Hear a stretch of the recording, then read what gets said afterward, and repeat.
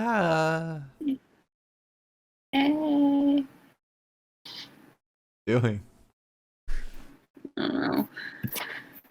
Welcome to the Pinfall Podcast. I am your host, Liz. I feel like shit today. I've got 4 hours of sleep under my belt. Haven't taken a nap yet today, and I am joined, as always, by my lovely, charming, and sexy co-host, Marcus.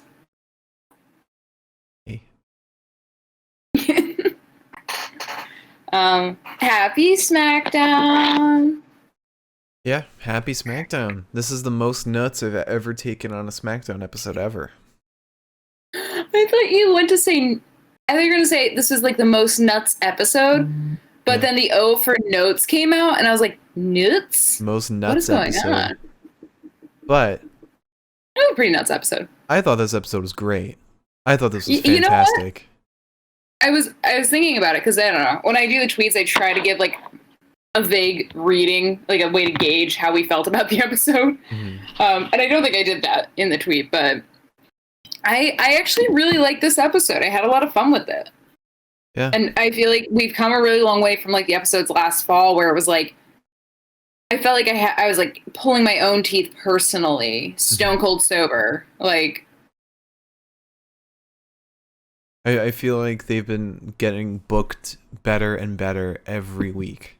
Like this one was as good as it's been in a long time. I think what's kind of helping it right now is people coming back. Yeah. Even though like SmackDown really hasn't had like a ton of people like that have returned from the ether, I think that like there's just I wonder if it's just like a general better morale, honestly. Maybe.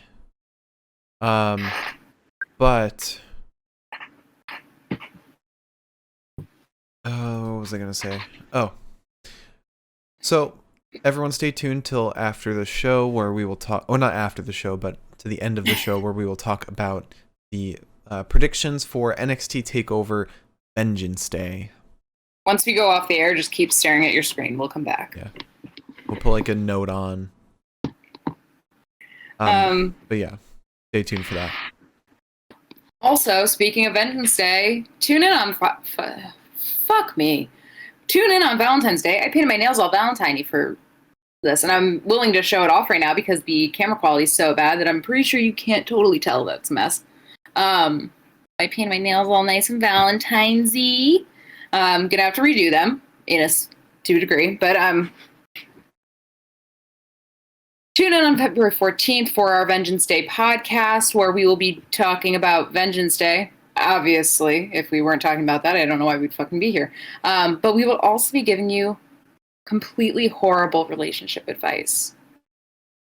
Because after 4 years together, I guess we feel qualified to do that. So I apologize. We've gotten several really good submissions so far, and I'm really excited to talk about them.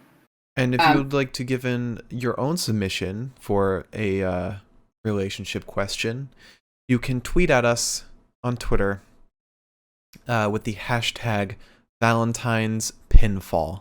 Or if you're watching this on YouTube, leave your question in the comments. Or also tweet at us. Yeah, either if one. The mood strikes you. Also, if you don't want to use a hashtag, I don't know, maybe you're really averse to the hash button, the pound sign, you can also message us. Mm-hmm. Maybe you have like a question and you're like, oh, I'm too shy to talk about this on my Twitter account. You can message us, it's fine. But yeah, it's going to be super fun. It's probably going to be a really long podcast, but it's a bank holiday, baby, afterwards, so don't matter. I just want everyone to know that I have had the worst stomach problems in like the longest time for the last couple of days. I went to bed last night at 4 and I woke up at 8 feeling like I was dying. So I'm a broken woman today. And I don't apologize for anything that I do in the future. Well, do you want to break yourself even more with the wheel? Doesn't matter. The answer is yes. I thought you were going to say, do you want to jump into the news? I was going to be like, yeah! Well, news! We get to do that after the wheel. Oh, God. All right, so let's start off with your spin. And if you have an idea for the wheel, leave it down in the suggestion box down below the stream or in the comments on YouTube. And I'm sorry, Liz. Come on, stop. Wear a costume. It's I'm nothing. putting my bunny ears back on. I felt better when I was in them. All right, and now dear. We do my spin. Spin's just gonna be like, take $1,000 from Liz. I have to get sprayed with water. Again. Is the spray bottle in your room? Yep. Still in here. Coming in. Oh no. Please not in my ear this time. That was bad. That was a good one. It's about punishments, Marcus. Punishments. I took my headphones off. I can't hear what you're saying. Punishments. Okay. Punishments. Got my hair wet. That wasn't anything too uncomfortable. I feel like I've been unnaturally cruel with the spray bottle lately, so...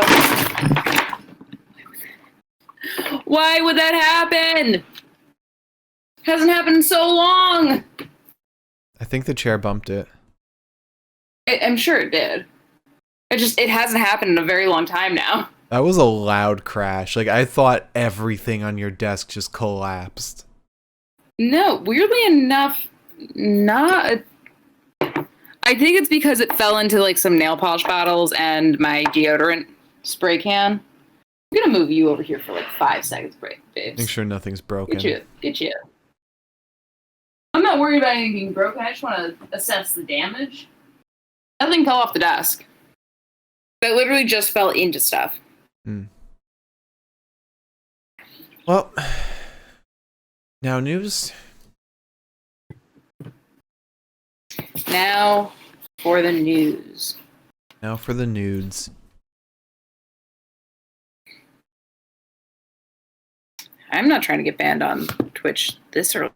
And we've been doing it for almost a year now. It's fine. Okay, let's see where we want to start today. Everything is WWE related because nothing is happening of note in AEW or the Indies. Mm-hmm. Well, I see what the fucking problem is. Here we go. Jesus. So let's start with. Over the obvious. Keith Lee and Mia Yim got fucking engaged. And I said, my heart. I'm so happy for them. I just want them to like have like a really cute wedding. I honestly kind of thought they already were engaged to be. Yeah, I know you thought they were.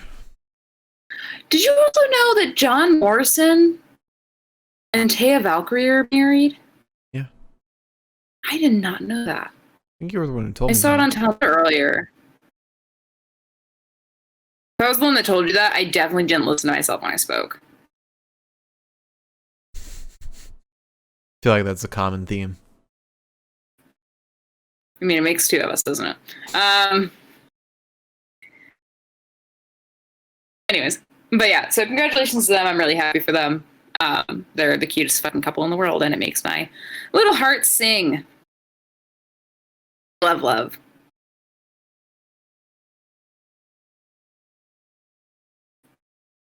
As Mark would know, I have been to approximately 2 weddings in my life, and I sobbed through the entirety of both of them. Forbid I ever get married, don't know what I'm gonna do. I'm gonna like shellac my face after the makeup goes on, so that way like the tears like just it's waterproofed, just rolls off like a fucking Tesla windshield or something. Mm-hmm. You could laugh at my jokes. I chuckled a little bit. I didn't hear it. Some air came out of my nose. If a chuckle occurs in the woods and no one's there to hear it, did it really occur? No. Exactly. Just kidding, yes. Anyways, WWE signed Christian Casanova, which is for to talk about it.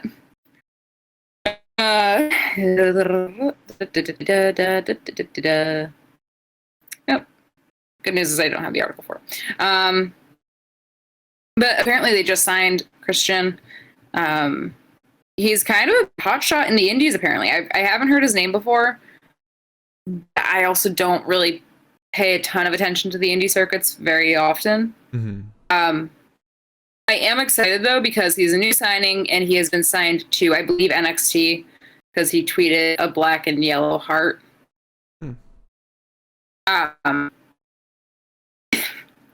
Honestly, when, like, news comes out that, like, the WWE signed, like, a super cool indie talent, I always hope that they go to NXT, because I'm like, keep all of my favorite people in one spot. They never have to pay attention to anything else. But he's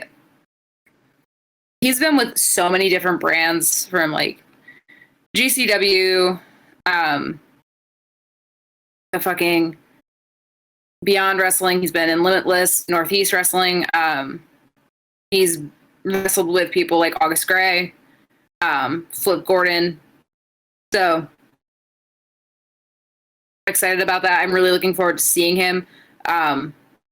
His look and his energy in general seems perfect for NXT. So I think he's going to be so much fun to watch. I really do. I also feel like anybody in NXT is pretty much fun to watch, unless it's like Swerved. Sorry, buddy.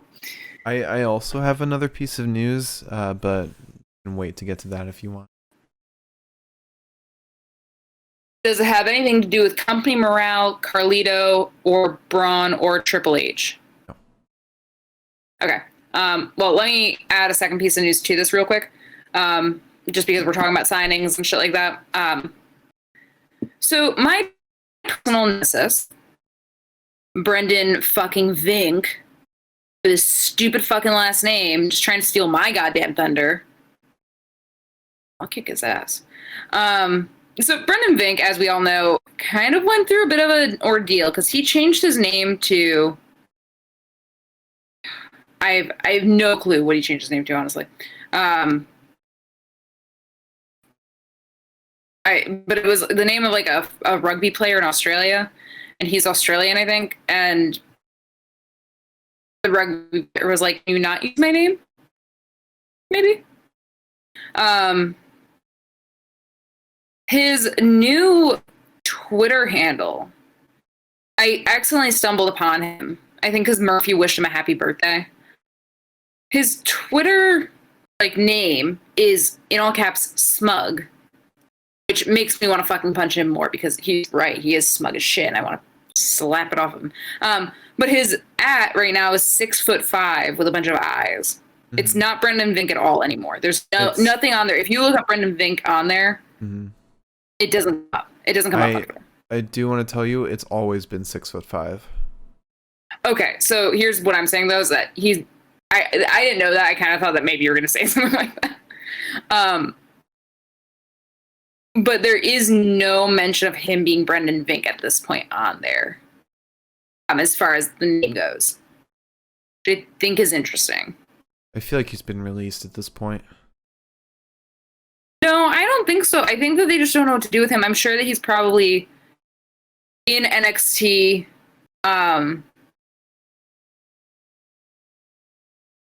but maybe just doing developmental stuff. I don't know. All I know is that it is interesting that he wanted to rename himself. That didn't work. And now he still isn't really Brendan Vink. Mm-hmm. So I think that when we finally do see him again, if that ever happens, he's not going to be Brendan Vink, which good. Right. Because it's me. Sort of. Yeah. I don't know. He's always been a jobber. So I feel like he's I do hate that his Twitter handle is 6'5". Like, I get it. You're tall. I don't want to touch you with a 6-foot pole. I will always irrationally hate that man. I don't care. He's really liked in the locker room. Oh, I'm sure he's a lovely dude. He's really handsome. He's got everything going for him. I hate him. He looks like Preston Vance. Press 10 for Preston. Mm-hmm. No, I'm kidding. I love him. Anywho, did you want to give your piece of news? Yeah, so on Brian Alvarez's podcast, The Brian and Vinny Show, Brian Alvarez talked about Cameron Grimes' new gimmick and said that it's based on real-life events where Grimes bought a lot of AMC stock and sold it off at a ridiculously high price, easily making 5 figures. And people are saying he's the richest person in NXT.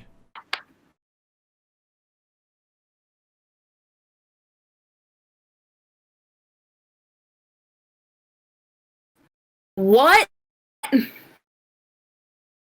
And you thought it was dumb as shit. I still think it's dumb as shit. I want to fight Cameron Grimes' dirty fucking paws. But still. Wait, okay. In the clip, he says people in NXT were joking that he's the richest person in NXT, but that doesn't make the story any less true. I mean, that's fair. There are probably... I mean, I'm sure Pete Dunne has cash, money, and Finn. But still. Adam Cole. Well, now I know who to rob. Anyways. I didn't say that.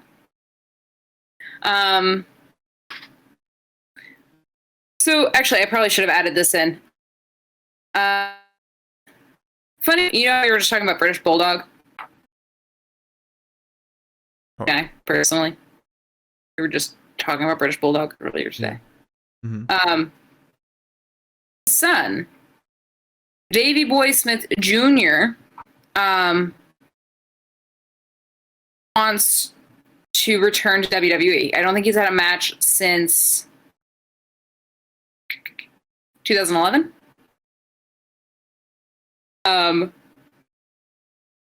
But I guess, I mean, he's returning to Bloodsport on February 13th, but he made comments about how he wants to return to WWE relatively soon, which I don't think would be hard for him considering, you know, British Bulldog and also the fact that he's part of the entire Hart Dynasty. Mm-hmm.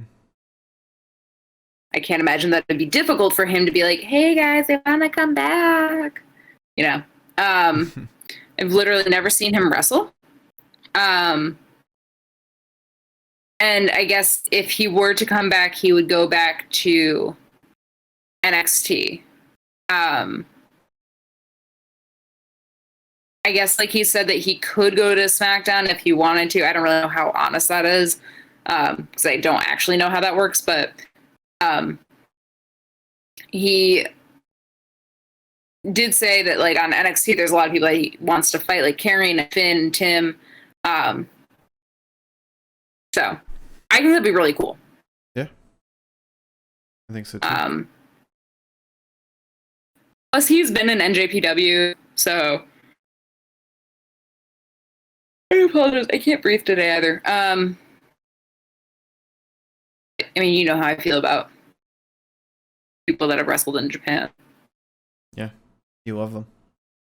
9 times out of 10, they're one of my favorite wrestlers. So, and I think it would be really cool to have somebody of such an iconic history coming back. Mm-hmm. Because we really haven't had something like that in a while, I don't think. Yeah. I don't think so. But, moving on. So, Carlito? Question mark? I really thought Carlito was coming back. Like, coming back, for real. But I guess Carlito said that he doesn't really know what's going on.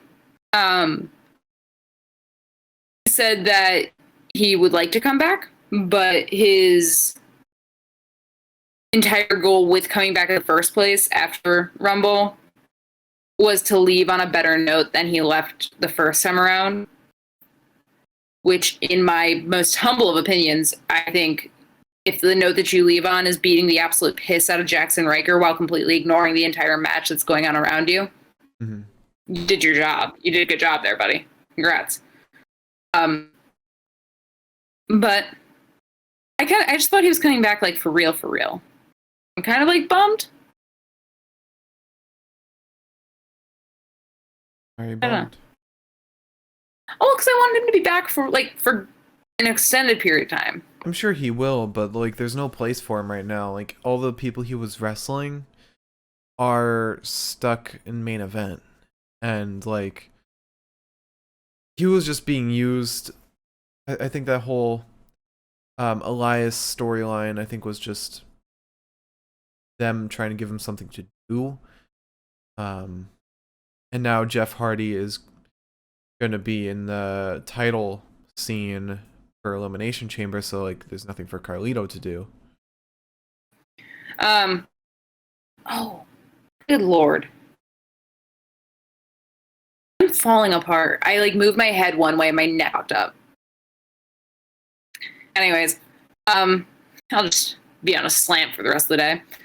On the bright side, if that is the last time we see him in that capacity, he said that he feels like he got to do what he wanted to do in the first place, so that's cool, I guess.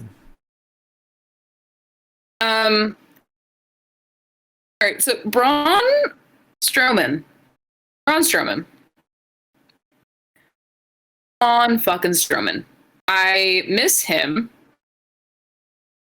I think that day would come. But as everybody knows, Braun Strowman, the last time we saw him, he headbutted Adam Pearce and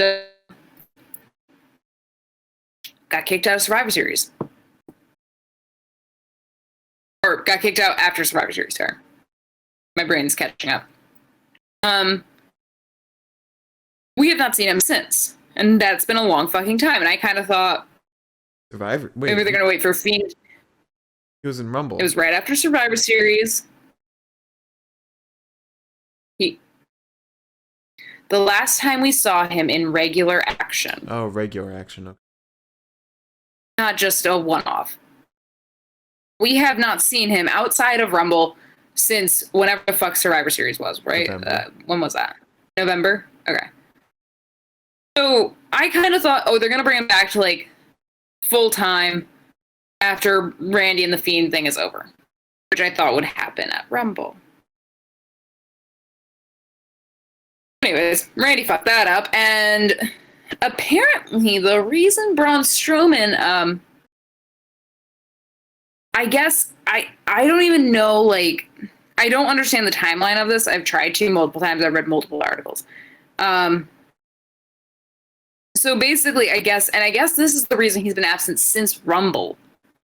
So not just the entire time that he was gone, which I think was for a leg injury. The reason he's been gone since Rumble now is because he got a fucking infection that got into his bloodstream and caused him to lose apparently about 15 pounds in 5 days.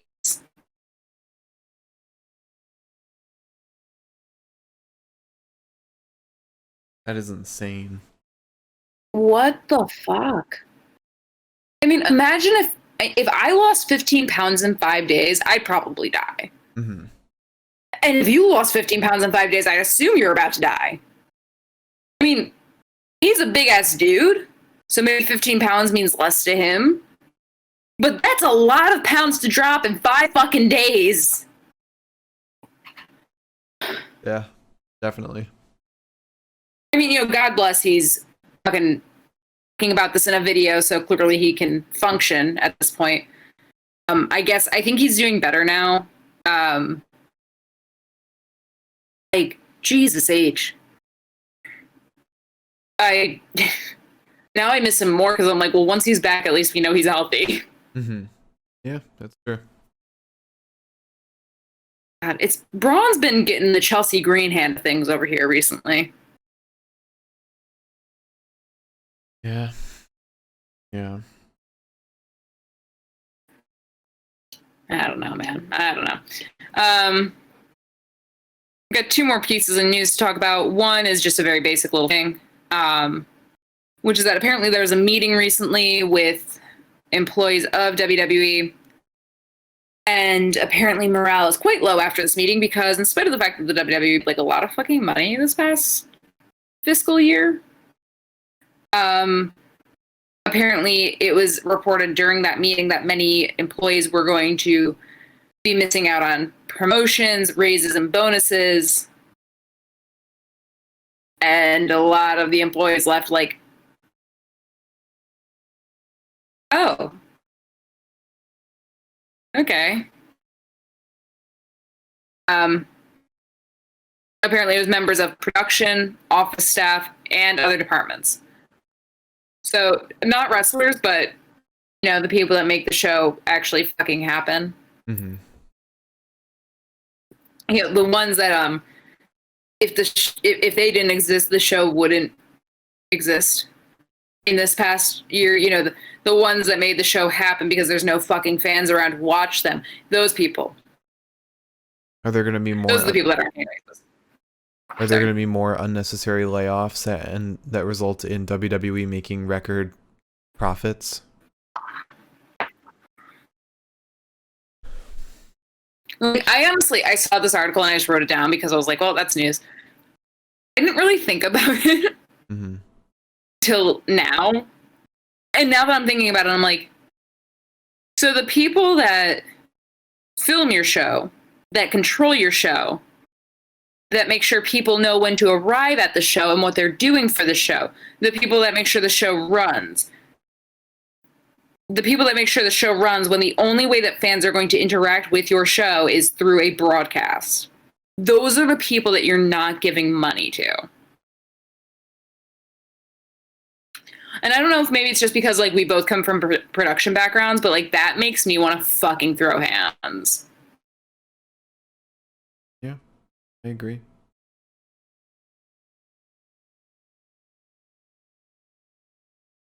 I would. Do you think? I mean, they've got to be union. No. To work on a show that big. I can almost guarantee they're not. They're probably to work on a show full-time. as big as that? Oh, okay. Oh, well, still unions. You can be Probably union not. full-time. right? Vince probably isn't allowing unions. Well, no. What I'm asking you is, can you be in a union MBA full-time worker, or are unions mostly for like freelance part-time stuff? I know a little. Unions can be for full-time stuff, but I know they're most important for like part-time people and freelance people that are more at the will of their employer. in terms of like video production, yeah, it's mostly for freelancers, but you can be full-time and still be in. I just, now that I'm actually thinking about the article and I'm thinking about the past year, I'm just like,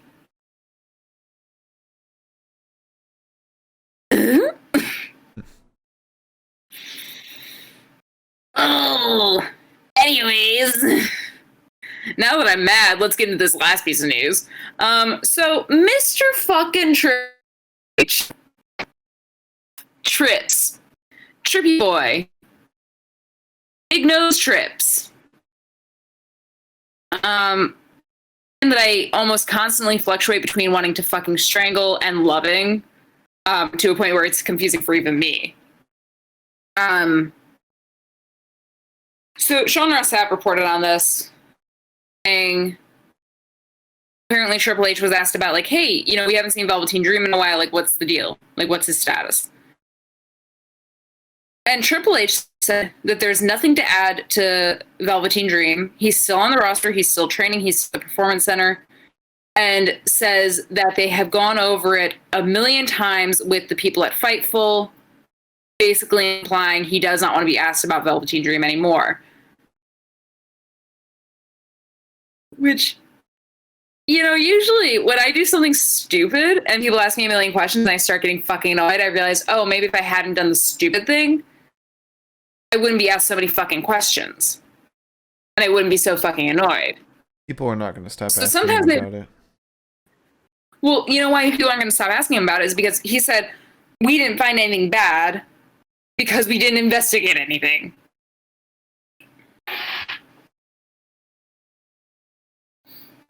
The Matt Riddle shit, like, I could be more mad about, but that's gone to court. So, like, I'm like, okay, that's in the hands of people at least. Dream is a certifiable fucking predator. If you want to hit the allegedly real quick, you're allowed to. Allegedly. Thank you.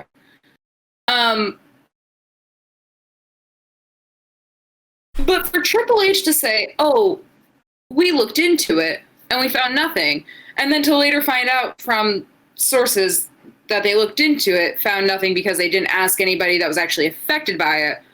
It's like, well, yeah, dude, people are going to keep fucking asking you. I don't care if you're tired. You should have looked into it. Oh my God.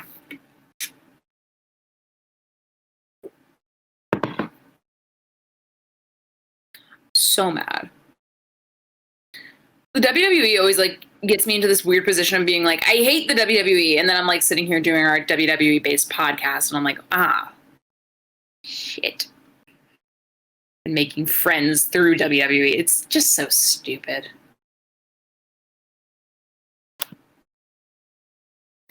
Anyways, I'm done screaming into the void. Sure, you're done listening. Wheel? Can you just say that I'm right? You're right. Do you mean it? I don't know what I'm saying. You're right, too. Triple H. Yeah. Okay, thank you. Been in agreement on this. I know. I need the constant reminder that I'm not the crazy person screaming into the void. Well, you always wearing are. my little tinfoil hat. You always are. Just okay. not in this case. All right, thank you. All right, let's spin. Let's spin the wheel for me. Get to cuddle with 10 puppies. I have no opinion. Oh. Yeah, spin it again. I'm sure I'll get that. Let's do Liz's spin. Liz's spin is that she has to lose one finger. It's going to be like Saw. You have to get sprayed with water. Oh, for fuck's sake. Okay, let me just use my thick-ass hair to cover my AirPods so nothing touches them. I've done this before. Mark has sprayed me before. And somehow my hair is like a waterproof coat for my AirPods. Please be nice. 3, 2, 1. Bitch.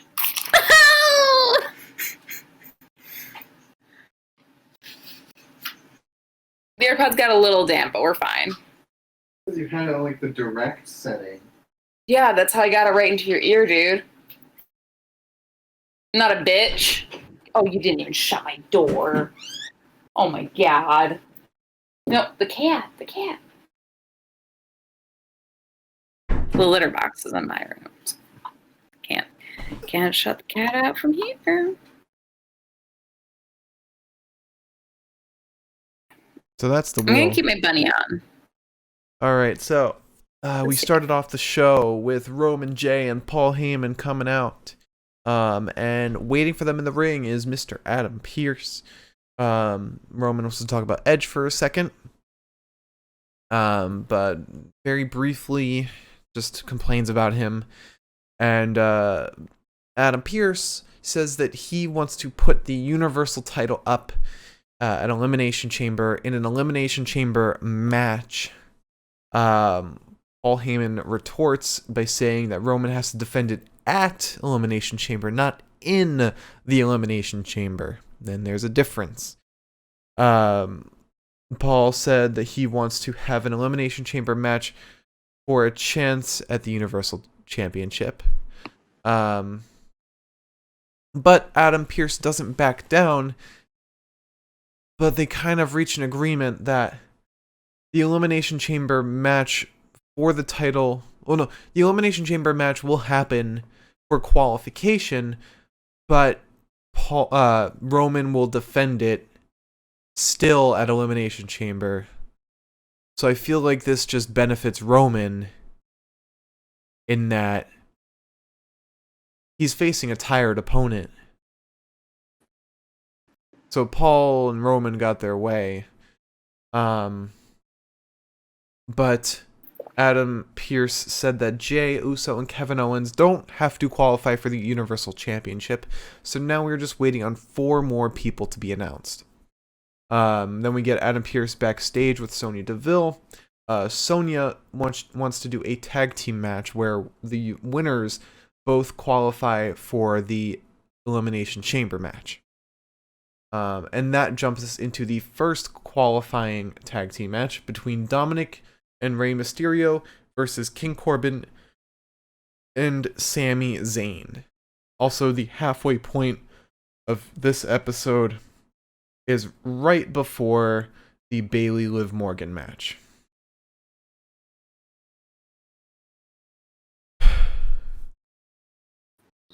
All right.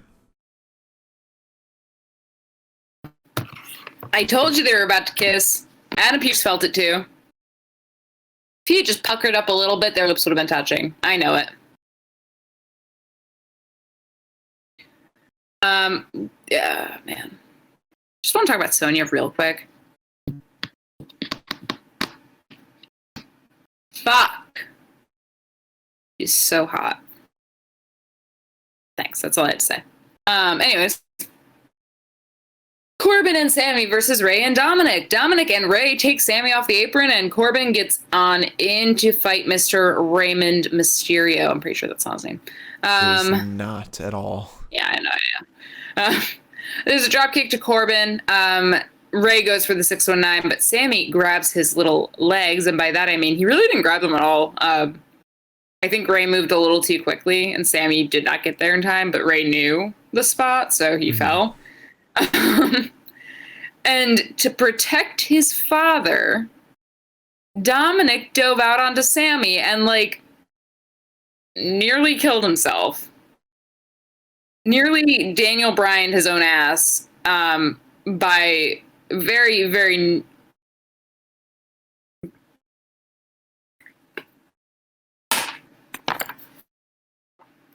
Okay. Anywho. I was, like, staring at it while it was, like, on my desk. I was like, But he, like, dives out and nearly goes head first into the announce desk. I mean, he got his arm out to, like, kind of stop himself, I guess. I don't know if it was, like, to make a noise or to stop himself, whatever. It doesn't matter. But they didn't show a replay until after the commercial break.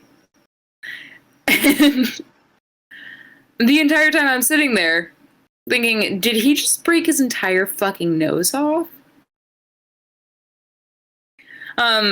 Anyways, Ray throws Corbin through a Panama sunrise? Is it sunrise or sunset? I get like Fiddler on the Roof. Okay. I get like the fucking like Fiddler on the Roof, fucking sunrise, sunset song stuck in my head whenever I try to think about this, and it goes off the tracks from there. Anyways. But Ray throws Corbin through a Panama sunrise, and then we go to commercial break. Once we come back, Corbin is grinding into Ray's neck with his elbow. We get a fucking horrible Hurricane Rana to Corbin because it's just Ray, and this is what he does nowadays. This gets Sammy and Dominik in. There's an inverted Hurricane Rana to Sammy, and then a boot to the face of Sammy. I kind of thought that Dom was going to botch something because I thought he smacked his face so hard. But then he carried out a fucking lovely little tornado DDT to Sammy. It looked really good. And honestly, Dom is getting better and better every time we see him. And as much as we were like taking the piss out of him when he was fighting Seth, I think there's something to be said for that at least. Yeah. So Dom then dives onto Corbin after saying a spinning back fist into his face. So he dives out onto him and nearly lands on his fucking head. Because Dominik apparently has a date with the fucking Grim Reaper tonight. That man avoided 2 stingers so close, and I was like, Dominik, not while your father is present. Anyways, so Sami manages to get a blue thunder bomb off onto Dominik. We get and I don't know how to call this. Pardon me. It was a neck breaker, but it was like a fancy one. It was basically like there was like a twist to it. It was a sexy neck breaker, to be honest. To Sami. Corbin ends up breaking the cover. He tries for the end of days on Dominik, but instead gets sentoned upon by Ray. And then Dom and Ray go for a double 619, which for the first time I finally I looked at Mark and I was like, it looks like they're like smacking like the bony parts of their ankles into each other when they do that. And it makes me very uncomfortable. Because like, you know when you like hit like the little knobbly part of your ankle? Like that's it. That's game over. You gotta lay down. And where the 619 is supposed to land, it's like that part of your ankle is hitting the other person's if you're doing a double. And it just makes me like cringe a little bit because I don't think I'd get back up and wrestle if that were to happen to me. Yeah. I would feign injury. I'd Tommaso Ciampa myself. Anyways, there is a Sami gets in with an exploder suplex to Dom, sending him into the buckles. We get a haluva kick from Sami to Mr. Dominik for Sami and Corbin to win. Isn't that a good move, Mark? The haluva kick? Don't you love that move? Don't talk to me. Okay. So after that, we have a promo with the Dirty Dogs. Mark, why don't you like the haluva kick? Anyway, talking with Sonia and Adam Pearce. Dolph and Roode both want to be in the Elimination Chamber match. But Sonia says, so, like, would it be both of you crammed into one chamber? And they're like, no, we both want to qualify each. And she says, okay, you can fight against Cesaro and Daniel Bryan later. Which, that was an exciting announcement. But then we get Reginald backstage with Sasha Banks and Kalisto. What the fuck was that about? Because I thought we were going to get a payoff to it, but we didn't. No. Reginald gives Sasha some champagne, and as he's walking away, smiles back at her. So either he poisoned her, or he's backstabbing Carmella. Is this poison going to set in a week from now? Yeah, a week from now. Or, like, I guess maybe a week and, like, 2 days? I don't know. Maybe Sasha's a sleeper cell now. Maybe. But, right after that, we get Biggie talking in the ring, and he said that he vowed to be a fighting champion, but right after he says that, Apollo comes out, and before he even says anything, he accepts Biggie's open challenge, and then Biggie says, well, you got part of that right. I was going to make an open challenge to the wrestlers, to the camera guy, to the janitor, everyone except you. Apollo said that Biggie said he'll take on anyone, and Apollo is anyone. But Biggie said him and Apollo are done, and they need to bring out the next challenger. And the next challenger who comes out is Shinsuke Nakamura. And that brings us right into Biggie versus Shinsuke for the Intercontinental Championship, with Apollo watching from the sidelines.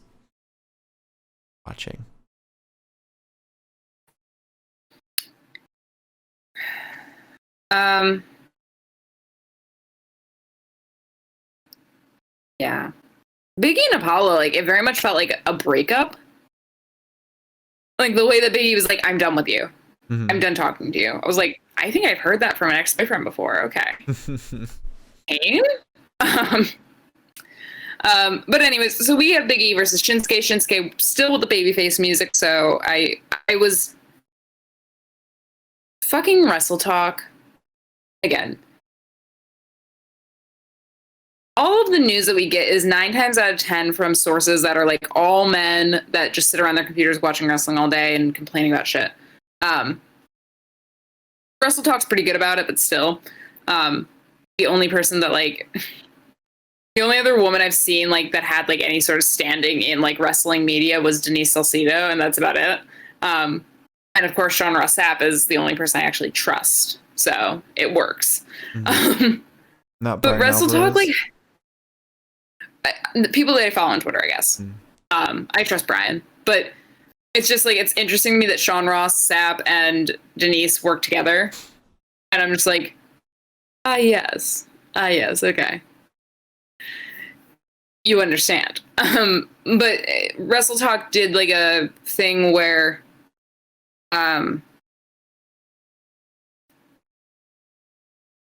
two guys that work for them, I guess, and I know their names, but I don't remember them. But two guys that work for them were like, well, what's going to happen with Cesaro and Shinsuke? And somebody mentioned like, oh, well, now that Cesaro signed the contract, and that was really the reason that Shinsuke, when everything was in flux, the reason Shinsuke got the babyface push was because Cesaro was supposed to, but he hadn't signed his contract yet. Mm-hmm.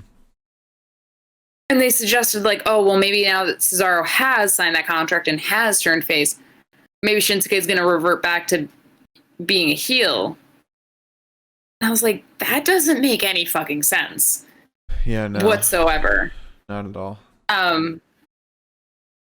And as much as I believed it didn't make any fucking sense, there was still a part of me tonight that was like, fuck. But anyways, Shinsuke comes out, same babyface music. Shinsuke gets in. He's got the fucking upper hand for the most part. He's basically standing on Biggie for 90% of the first few minutes. He goes for the Kinshasa, but he meets a nasty fucking shoulder tackle from E. E takes to beating Shinsuke up on the apron and then gets his big splash in. There's a kick upside the head to E.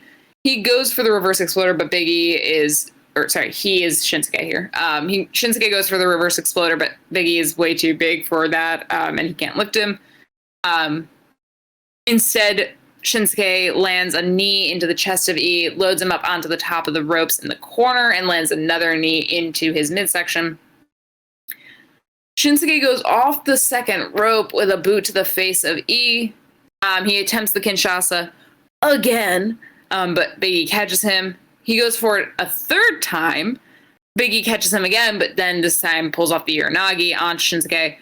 Biggie goes for the big ending at this point, and then Apollo dives in with a drop kick because we're inevitably, I don't think that Shinsuke is done with this venture towards the Intercontinental title. I think that he'd be a great next fit for it. Yeah. But I feel like we're not done with Apollo either. Because a lot of people thought we were after last SmackDown. And I was like, no. It's the WWE. They're going to milk this shit until the end of fucking time. Because Apollo and Biggie tend to cut pretty good promos together. So I think we'll still be getting promos from them. Maybe one last match. But I think Biggie's going to be trying to avoid Apollo at all costs right now. Yeah, I fully believe that. I think maybe we have one Elimination Chamber match left in them. That's it. We might even get a triple threat. But I think it might just be Biggie saying, like, hey, you can go for the title one more fucking time, but if you don't get it, fuck off. Fuck off. Mm-hmm. Like the Velveteen Dream and Adam Cole thing. Yeah. I hope that's what we get. Or maybe like you know what would be interesting? And this probably won't happen in any way, but they do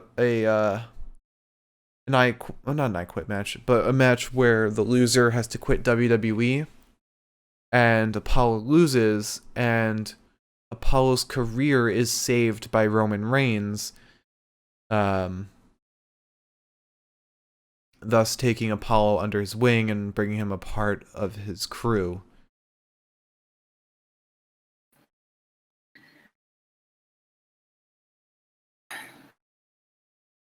And I am still confused as to why Apollo was with Roman. You know.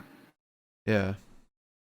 But that was the start to Apollo's heel turn, and I think we're kind of getting to the climax of that. Yeah, okay. But after that match, we have the return of Seth Rollins. We see all of the wrestlers come out to the ring, or most of the wrestlers. They surround the ring to pay respect to Mr. Sethy. And Seth comes out to his beautiful burn it down walkout. We did it! You and I fucking talked about it so fucking much. We talked about it so fucking much. We kept saying, what if Seth comes out to burn it down again? And we both said, it's never going to happen. It's definitely going to go back to being Messiah shit. No big deal, whatever. And then Vince said, but what if I had both? I said, Vince, what the fuck does that mean? And Vince said, it means Seth coming out in a full leather outfit. And I said, Vince, I don't think I like that. I don't feel safe. But he said Smackdown is exactly where he belongs. And during his absence, the thing that's changed the most to him is himself. He says he had a new vision after having a child, and that he is the great leader that SmackDown needs. And then everyone starts leaving. He said, embrace the vision. That was like his big quote from this. Murphy looks like he's sticking around, but then he follows everyone out. He's one of the last people. But one person stayed, and that's Cesaro. And Seth turns to Cesaro and is like, I knew you'd join me. I knew you would see it. And Cesaro's like, sorry, it's not right. It's not, your vision's not good. So Cesaro starts to leave, but on his way out, Seth attacks Cesaro. Cesaro starts bleeding from his head again. Just easily. That shit needs to heal, dude. It's glass bones and paper skin for Cesaro. But then Daniel Bryan comes out to help Cesaro, really solidifying Cesaro being a face. And then right after that, we move to Bayley versus Liv Morgan. Yes, we do. So Liv versus Bayley. Liv gets off immediately with a drop kick to Bayley. Bayley gets Liv in the corner and stomps her in the midsection a bit. Liv bridges to avoid Bayley. Ends up with a drop kick to the spine of Bayley, and then a missile drop kick off the ropes onto Bayley. Then Liv pulls Dominik, where we go outside the ring. Liv goes like to dive onto Bayley, and then smacks her entire whole ass face into the barricade. Once again, I was shocked that she didn't have a broken nose. But anyways, so we get a facebuster to Bayley as Liv dances off the fucking second ropes. There's a shoulder breaker onto Liv. There's eventually an enziguri to Bayley, and a jawbreaker. It looks like Liv's about to win the match until Billy comes out to ringside, and I don't really understand. I don't know. I don't really know where they're taking Billy, but I feel like they're taking her somewhere, and I just haven't seen it yet. Like, it almost seemed like Bayley was going to be like, oh shit, you just helped me. Like, maybe you can be my manager. No, Bayley's not like that. Bayley would never do that. I think they're eventually going to move to Billie winning back Riot Squad's trust. And she's going to help out with a match. She's probably going to help out with like a tag team match. Or the tag team championship. And they'll win the tag team championship. And then Billie will officially be part of their squad. I guess it's a fair point. It just doesn't seem like that's where that... It seems like there's so much hostility. You know? Mm-hmm. I don't know. Jesus Christ.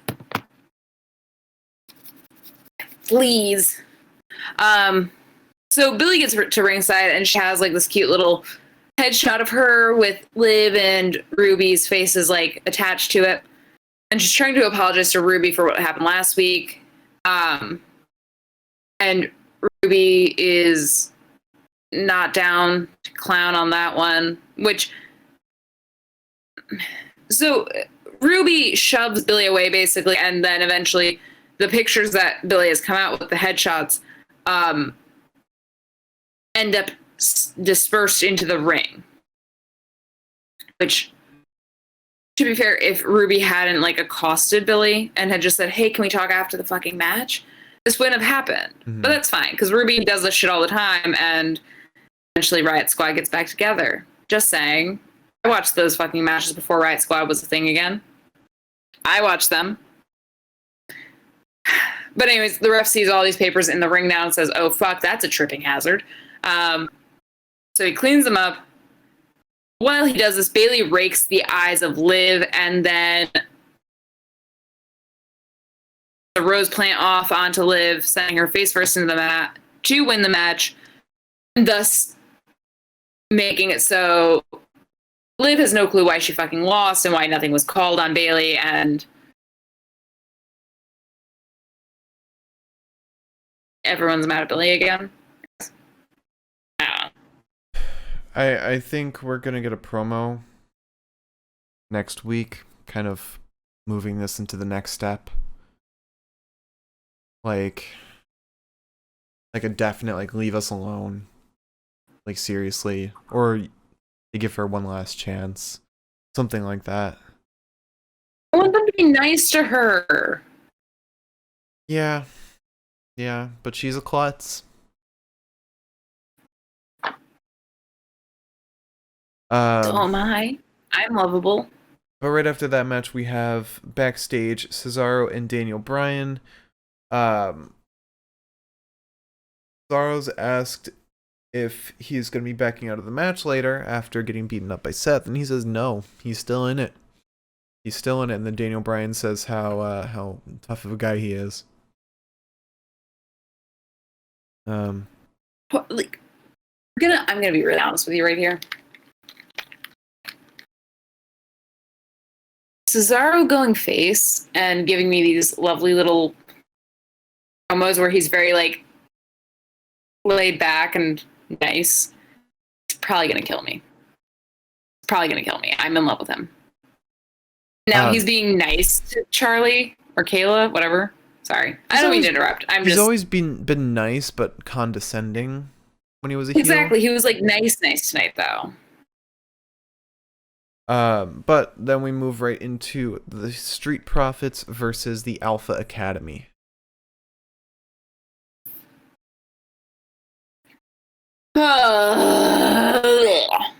We get a headlock on Docs and a deep arm drag to Mr. Docs from Mr. Gable, which sets off a flurry of arm drags. And I said, the arm drag is perhaps the sexiest move.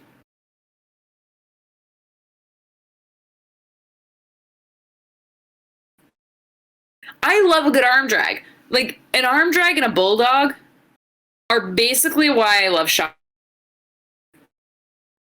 Why you love what? You cut out. Shotzi. Because that's one... Huh? Because those are two moves that Shotzi does a lot. Mm-hmm. I still think the sexiest move is the DDT. The DDT. Yeah. Do you specifically mean the Draper DDT with Randy Orton? Any DDT. specifically Randy Orton's DDT when he makes a weird face prior to doing the DDT. My favorite DDTs are the ones where they slap the person before going down, like Randy does.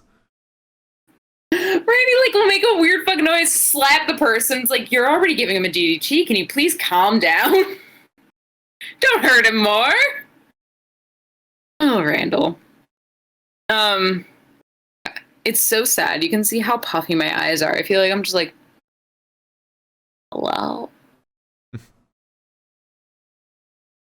Not awake. Anyways, so Montez gets in.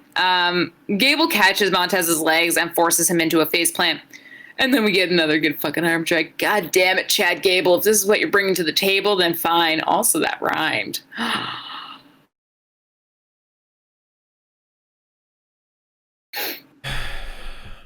That is better than Class A drugs, folks. Anyways. Don't give me that face. Don't talk about drugs on the podcast. All right, fine. That's better than winning $1 million, folks. There you go. Because we all know what that feels like. A double team sends Montez moonsaulting onto Chad Gable. The double team obviously was from the Street Profits. I didn't put that in my notes. Dawkins gets...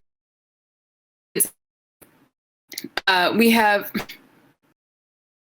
accidentally slipped the S and Otis out for a Z while I was typing.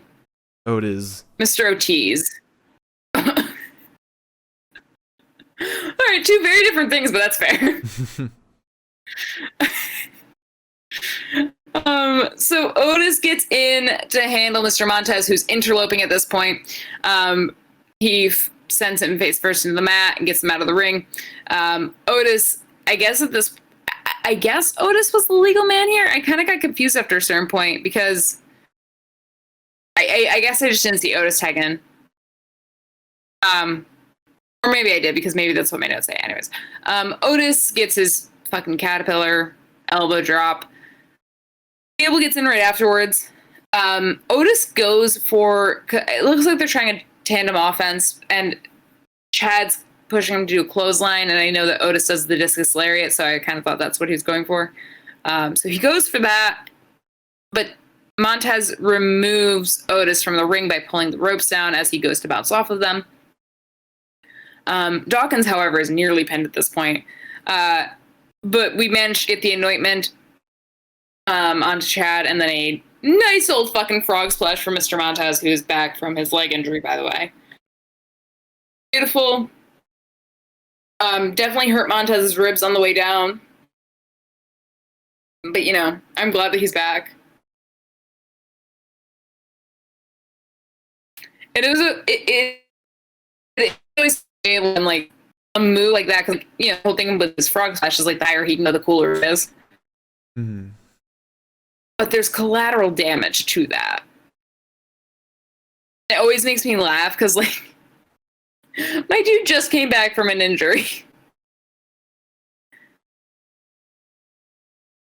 Can we be nice to his body for 5 seconds? Mm-hmm. And there's no way to, like... And we were talking about this last... on Wednesday. Like, there's no way for a frog splash to really kill you unless you truly, truly fuck it up somehow. So, unless there is a trick of lights... the height that Montez gets down onto the body of the person below, that's full impact. Like, that has got to hurt both people. Yeah. I would not want to be part of that. So. Continue. I don't think you mentioned Sasha Banks coming out at the end of that. No, I did not bring that up. Well, Sasha Banks is in the ring next, and Bianca comes out, but then Shayna and Nia come out, and they say that they feel ignored because nobody cares about their win at the Rumble to get the titles back, making them 2-time women's tag team champions. Sasha then says that she's got some footage for everyone. And the footage is just of Shayna losing to Naomi. But then Sasha's like, oh no, I played the wrong one. And Nia says, no, don't you play that. Don't you dare play that. And then Bianca's like, psych, let's play it. And then it's the my whole footage. And then Nia and Shayna immediately attack Bianca and Sasha. Also, kind of in relation to this, I can kind of tie it in. Triple H recently said in an interview that he believes that there should be less titles in the WWE. He thinks less is more in that case. And you can kind of see that with the lack of a women's tag title in NXT. Because with the Dusty Rhodes Classic, the women get a chance at the women's WWE Tag Team Championship. And I think that really puts an emphasis on the prestige of a title rather than just making more for the sake of it being another brand. What do you think? I do understand what he's saying. I think the thing that, and this is what we talk about a lot too, or I feel like we talk about a lot, maybe I'm getting the wrong idea, but I feel like we talk a lot about how it's like, it seems important to have a title holder, but that cannot be your only story. Like, you can't focus all your efforts on storylines around people that have titles. And that is why in my opinion, NXT does such a good job, because I still care about people that don't have titles. Mm-hmm. The main roster doesn't have that so much for me, because like the people I care about are either title holders or going after a title. Right. So I get it. I do. I don't know what that was in response to. I don't know either. But there's a part of me that wonders if that was in response to people being like, well, why don't you just make a women's tag title for NXT? And that could just be my aggressive mentality, but I don't think that's an excuse for that per se. I do think that they should have a women's title, just because you have the men's title. It's like, and you've got women's tag teams. I do understand. Oh, go on. Well, the reason I think there is a men's tag title is because there is a Raw tag team title and there's a SmackDown tag team title, and an NXT tag team wouldn't really be able to go after either because they're not on Raw or SmackDown. Right, of course, and I get that. But the question at hand here is, I just realized I can remove the frozen insert from the bunny mask. That's not the question, though. The question is, look at how little shit's in there. Anyways, point is, sorry, that's kind of important. But I think, and again, this isn't what I don't know what he was talking about, but when it comes to the women's tag titles, it also does annoy me still, not just Triple H wise, that there isn't a women's tag title for Raw and SmackDown and NXT, which there is a men's for Raw, SmackDown, and NXT. That does annoy me. And there really is not an easy way to just explain that off outside of just, oh, well, there's not enough tag teams, which is a problem in and of itself. I do, however, agree with Trips. Because I don't think the only reason I should care about somebody is because they have a title or because they want a title. Mm-hmm. Like, for example, like the Raquel and Rhea fights. It wasn't for shit. It was just for, like, pride. Mm-hmm. And I don't know, man. I thought it was fucking nice. I think a lot of the stuff that we see is building up to a title fight, going for a title on, like, the main roster. The only stuff that we really see that isn't I mean, tonight alone, nothing was for not a title. Raw, we get that a little more because Raw is 3 hours long. But I don't think that should be the be all and end all. So I kind of agree with him. I on the flip side, I understand why there are so many titles, because I mean, it's hard in professional wrestling. It's hard to write for motivations that aren't for a title. I mean, with the UPF, we've been having trouble coming up with storylines that aren't for a title. Because I mean, there's only so much you can do in this competition, when it's not for the be all end all in the competition. It's like, what's your motivation in being in a race besides winning first place? Or like, why are you in baseball if not to win the World Series? Oh, now you're starting to sound like me. Okay, there we go. When you put it like that, though, I do get that.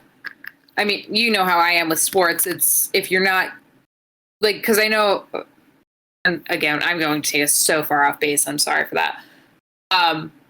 But I remember like the Boston Red Sox said like, okay, we're going to do a couple of rebuilding years, where they're going to try to get players in to help them win a championship in a couple of years. I said, well, what's the fucking point? What is the fucking point of trying to play a baseball season if you're not going for the final prize at the end of the baseball season? Right. Like, that doesn't seem smart. That seems just bullshit to me. Mm-hmm. And so I do get that. I do. I think the thing is that there is a happy medium between, like, because again, going back to the Rhea Raquel fight, that was for nothing. But at the end of the day, it was also for something, in the sense that it was to prove who was more powerful, which you can translate into the means of a fight for a title. Jesus, sorry. I think you can have fights that don't involve a title at all that could technically, extrapolated, involve a title. Does that make sense? Did I make any sense there? I feel like you're just reiterating what I'm saying. I might be. I do agree with you. But what I'm saying is I agree with you to a degree. Just that not everything has to be about a belt at the end of the day. I think it is harder to write it when it's not like, here's the very tangible thing I want at the end of this. You know? But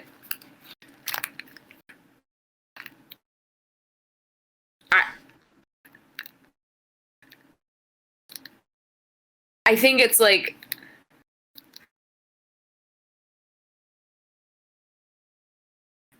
and I don't want to say this about the UPF because obviously it's you writing most of it, with occasional input from others. But for a brand as big as like the WWE, to say that it's, if they were to say like, oh, well, it's harder to write because like, if you're not going for a title, like, what are you doing? I'd be like, well, you have an entire fucking team of writers. I think somebody can figure out a motivation, like the New Day Retribution stuff. I mean, Mustafa just dropped a fucking hell of a promo on that suddenly made me care again. And that's not for shit. You know? I think you have to find that happy balance of like, I care because of this. And go from there. Yeah. I feel like I've been rambling. I'm sorry. Anyway, back to the episode. We then move on to the main event, Dirty Dogs versus Cesaro and Daniel Bryan.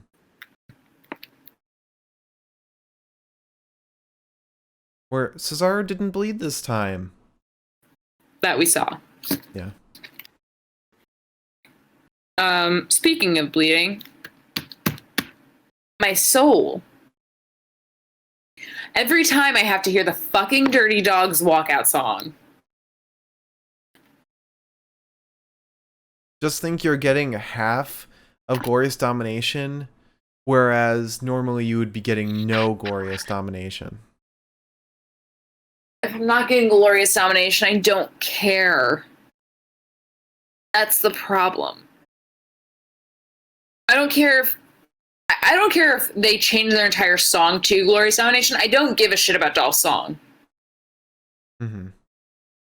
That's where I begin and end on that. I'm mad. I know. But anyways. I know you are. We didn't spin at the halfway point. We didn't. Let's spin it now. Yeah, because we still have this whole match to get through. And we'll spin it for you. Let's go. Get the wheel's not up. The wheel's not up. The wheel's not up. You're safe. Ah.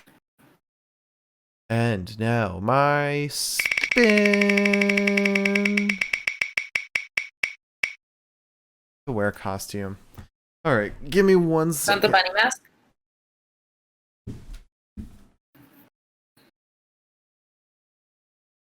Oh, I wasn't going to talk about this. So I got this bunny mask at Forever 21, which my mistake in the first place. And it's supposed to be one of those things that you can throw in the freezer and then use as an eye mask so that your eyes aren't puffy in the morning, which I was born like this. Look at that. So this bit here is hardened, and the rest of this is just gel that I've been squishing around. This would never have filled up the whole mask. I don't know what happened. It's okay. I'm a train conductor. I think you're a policeman. I'm a train conductor. You can't see the badge. Train conductor. Oink oink, brother. So, the match. I don't know if that came through, but I tried my pig noise. Oh, no, it did not come through at all. I won't try it again. That is a sacred secret. The sacred texts. All right, so we start with Cesaro and Dolph. There's a drop kick to Cesaro. Roode gets right in. There's a European uppercut to Robert, and Daniel gets in on that. We get some yes kicks. Daniel goes for the yes lock, but Roode effectively gets to the ropes before it can ever be cinched in. Roode ends up taking Cesaro off the apron before turning to punch Daniel Bryan. Daniel then accidentally dives out onto Cesaro, and I always feel like when somebody is fresh onto a face turn, when shit like that happens, I get tense. Because I'm just fuck, what if they go back to being heel? No. Anyway. So after Daniel dives out onto Cesaro, Dolph takes action, shoving Cesaro into the stairs on the side of his head that is currently was bleeding maybe 20 minutes prior to the match. I guarantee you they probably fucking just super glued that shit. Because I think that's the same injury he had 2 Fridays ago. Mm-hmm. I don't think it healed as of last Friday, and I don't think it healed because it started bleeding again last Friday. I don't think it healed again. I mean, the skin on your scalp is pretty thin, so if you're bald and you don't have the cushion of hair, if you're bald, that's a pretty quick injury. I just would like to see Cesaro go one day without bleeding. Just one.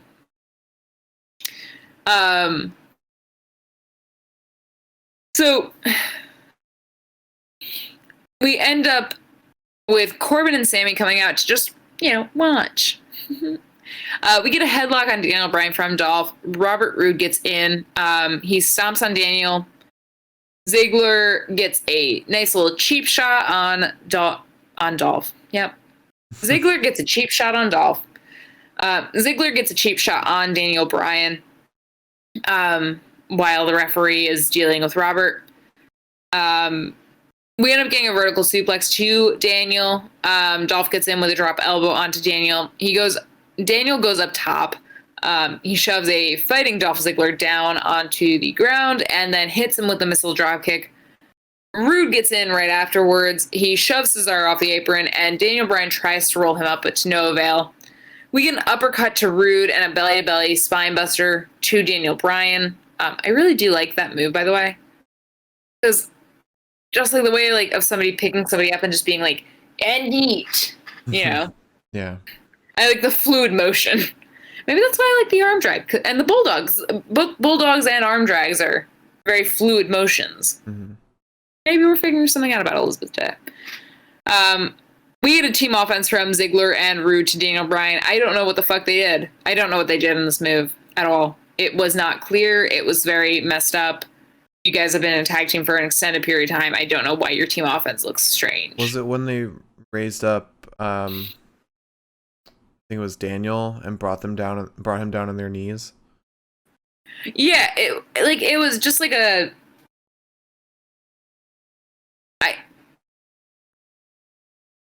I don't know that it is the move that you're thinking of. I don't know what the move is or consists of. And it just looked messy. So like even if there is a very specific move that I'm forgetting about right now, it just looked kind of I don't think it looked messy at all. fudged. Oh, I thought it looked messy. I don't know what the better picture you have in your mind is, but it looked fine to me. I mean, it just looked like a move. I feel like with a team offense, it's like I've seen good team offenses and then I've seen bad ones, and I feel like this was just kind of like a whatever kind of move. Which is also how I feel about Dolph Ziggler, so. I mean, I feel like the New Day has like 50 of those kinds of moves. No, because the New Day has the one where it's like you bring the person down into the back or into the backbreaker on the knee, and then Kofi dives off the top buckle. But they have like 50 like team moves that look, like average moves. But I'm talking about like team offense, tandem offenses that are supposed to be finishers, which this felt like it was supposed to be. I don't think so. I don't think it was supposed to be a finisher. But like even with like tandem offenses with like like with Imperium where like they drop kick the person's head from both sides. Mm-hmm. That's cool. It just felt foggy. Foggy is the word I'd say. It felt foggy and like because here's the thing, if you're going to do a tandem offense and I don't know what the fuck you just did, if I can't tell a single move from the two of you, it's not good. Like, there's so many tandem offenses where I can figure out what each person's part is in the offense. I couldn't figure it out with this one. And that is not just me being petty and like, okay, what were they doing? Throwing Daniel up and then bringing him down on their knees. Okay, so then why did Robert Roode end up by Daniel Bryan's ankles? I don't know, because that was his exit position. To transition to the next move. Well, the next move was Dolph Ziggler's the legal man and sentons onto Daniel Bryan, or attempts to. So I don't know how ending up closer to the Cesaro Daniel Bryan corner was going to help them in that. I don't. You and I have never seen this move before, so it's hard to judge it and what it's supposed to look like. Right, but that's what I'm saying is that if we've never seen it before and I don't know what the fuck happened, and I fancy myself as somebody who has to take notes during all these matches, I fancy myself to be a pretty decent spectator of tag team moves. This just was so muddy that I could not wrap my head around it at all. And when it's a tag team that's been around as long as Dolph and Roode have been around at this point, in comparison to other tag teams, I would hope that I would know what the fuck is going on. Because I can expect it from other teams. Like, I know kind of where like we're supposed to be in certain matches. I didn't know what the fuck was happening here. I don't know. I just have problems with that, that's all. Anywho. Dolph tries to senton onto Daniel Bryan. Daniel avoids it and sends Dolph crotch first into the buckles. This gets Cesaro in, who's just European uppercutting the shit out of Dolph. Gets one onto Roode. Mind you, gets one onto Roode after doing his sweet little shrug, which I don't know, maybe I just started noticing it, but I love when he does that shit. He's just like, well, I don't know, I'll just cause more chaos over here. It's like, Cesaro, sweetie. So he punches Roode and throws Dolph up and uppercuts him in midair. He goes for the swing, but Roode chop blocks his back knee, or his bad knee. Sorry. Daniel Bryan hits Roode with a running knee at this point to kind of get him out of the ring. And today is one of those special days where I finally figured out the name to a move, or a position, I guess, that we see all the time. I have not had the name for in a year. So that shows you how often any of the announcers are saying this. I didn't know that when you get somebody on your shoulders, kind of wrapped around your neck a little bit, it's called torture rack. Now I know that, so I feel good. Do you think that might just be a Cesaro thing, calling it that? It might be, but sometimes I feel like with the announcers, sometimes if it's a specific to the wrestler's moveset kind of thing, they'll say so-and-so with his X, Y, and Z. The way that Michael Cole said it so casually made me feel like it was just a thing. But I am really happy that I actually know what the fuck it's called, because up until this point, I had to keep saying, well, he got so-and-so on his shoulders like a mink stole. Which is definitely not the way it should be described. Anyway, Cesaro gets Ziggler up on his shoulders into a torture rack, into a backbreaker, down onto Cesaro's knee. He gets his nice swing in, gets the sharpshooter locked in right afterwards. Daniel Bryan and Cesaro win because Dolph taps the fuck out immediately. And then Jay comes through and hits Cesaro right in the fucking neck with a chair, which made me feel fucking faint. Sami and Corbin then come in to hit Daniel Bryan up a bit. Sami then turns on Corbin once they all get into the ring, and then Kevin Owens comes on and just stoners everybody. And I said, "Oh, I miss the show. I miss it so bad." Yeah. I'm tired of Kevin Owens right now. I need him to move on. I hate saying that I'm tired of him, but I agree, I'm tired of him. I thought that we were done with this shit, because I thought Seth's back. Maybe we could get a Roman Seth feud. That would be really cool. It would appeal to older fans and younger fans, I guess. I mean, Shield stuff was only, last two years ago? Maybe 3 years ago it ended? 3, I think, if not 4 now, because it's 2021. Well, 2018, so 3. I think the thing is that with that stuff, it's it would appeal to the older fans, obviously. And because it would lead to such promos, it would appeal to new fans as well. So I kind of thought that's where we're going when Roman came through after Rumble. But no. No. It was Kevin. Do we normally do predictions after Best of the Night? After Best of the Night, yep. Okay. But before we get to the Best of the Night, first we have to spin the wheel. And then we have to do an update on the Pinfall Podcast Power Rankings. That's their official name. Alright, so first we start with my spin, and then we move to Liz's spin. What? Can I maybe get a quick bathroom break before you go into the best of? Or your power ranking, sorry. Okay. It would be very appreciated. All right. Well, do you want to go now while I'm spinning the wheel? Sure, I can still hear you, so.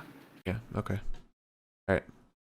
So let us spin the wheel. We start off with Liz's spin.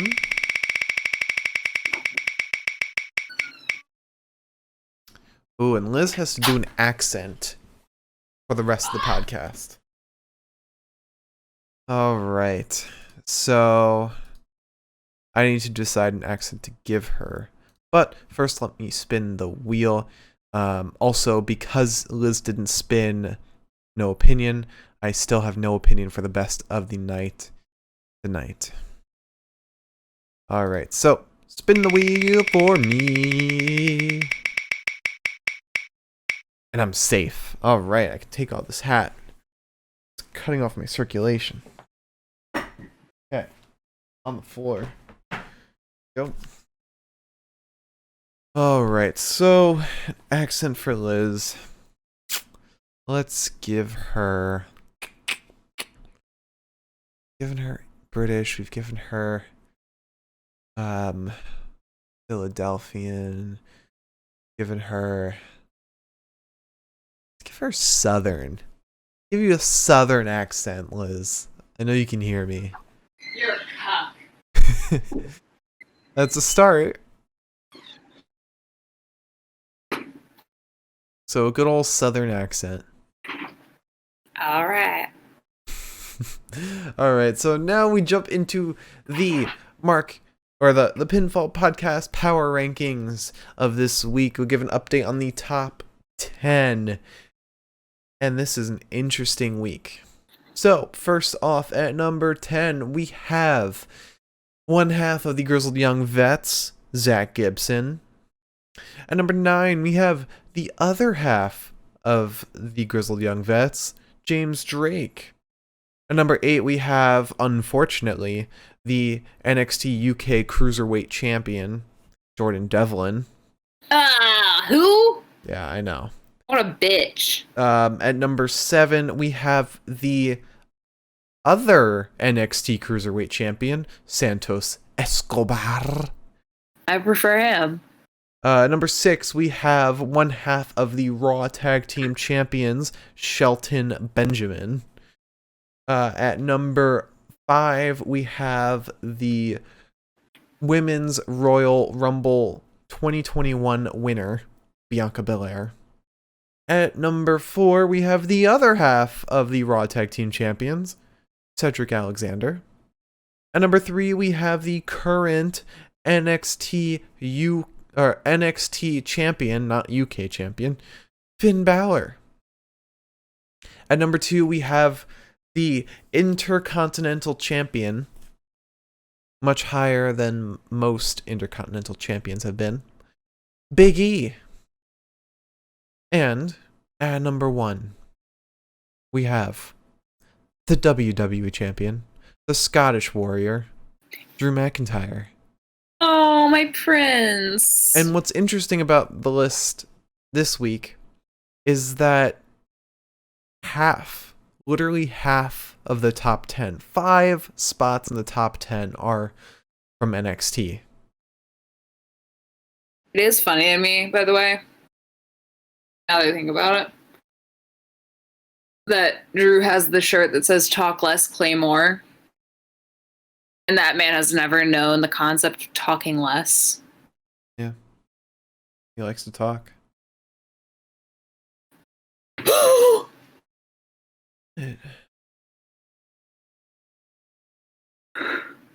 Our cat is too tall. So I yawned and I was shivering because it's freezing in here. And all of a sudden, sweet, I know. I feel cat's arm tapping me right here. And at the time, my hair was like here, so I couldn't see beside me. All of a sudden, I feel something tapping my shoulder like a human. And I almost just had a fucking panic attack. Oh my god. Are you okay? Well, I'm awake now. That's for fucking sure. Were you not awake before? I was feeling a little tired. That genuinely scared the shit out of me. It felt like somebody was standing next to me tapping my shoulder. Well, It scared me so bad. well, now that you're awake, we can do the best of the night where I have no opinion. Yee. But I'm still going to give it.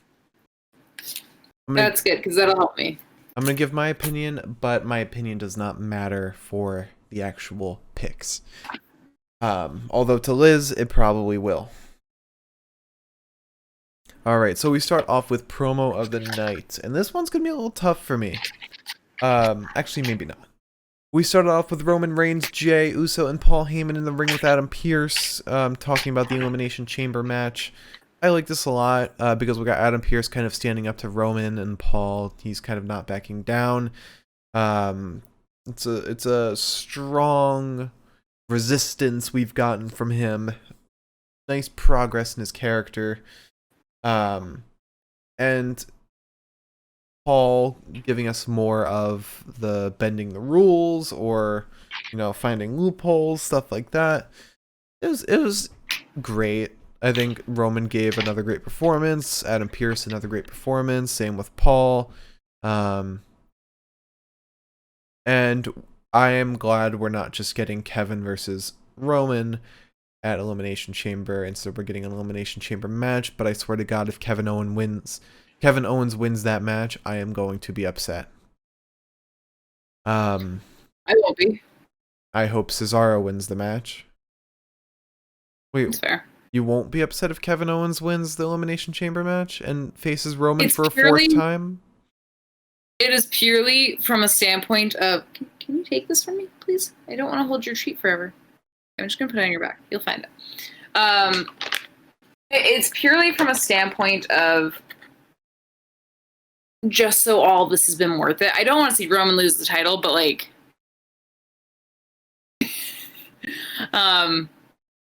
I'm just tired, and I hope there's a payoff to it, I guess. Mm-hmm.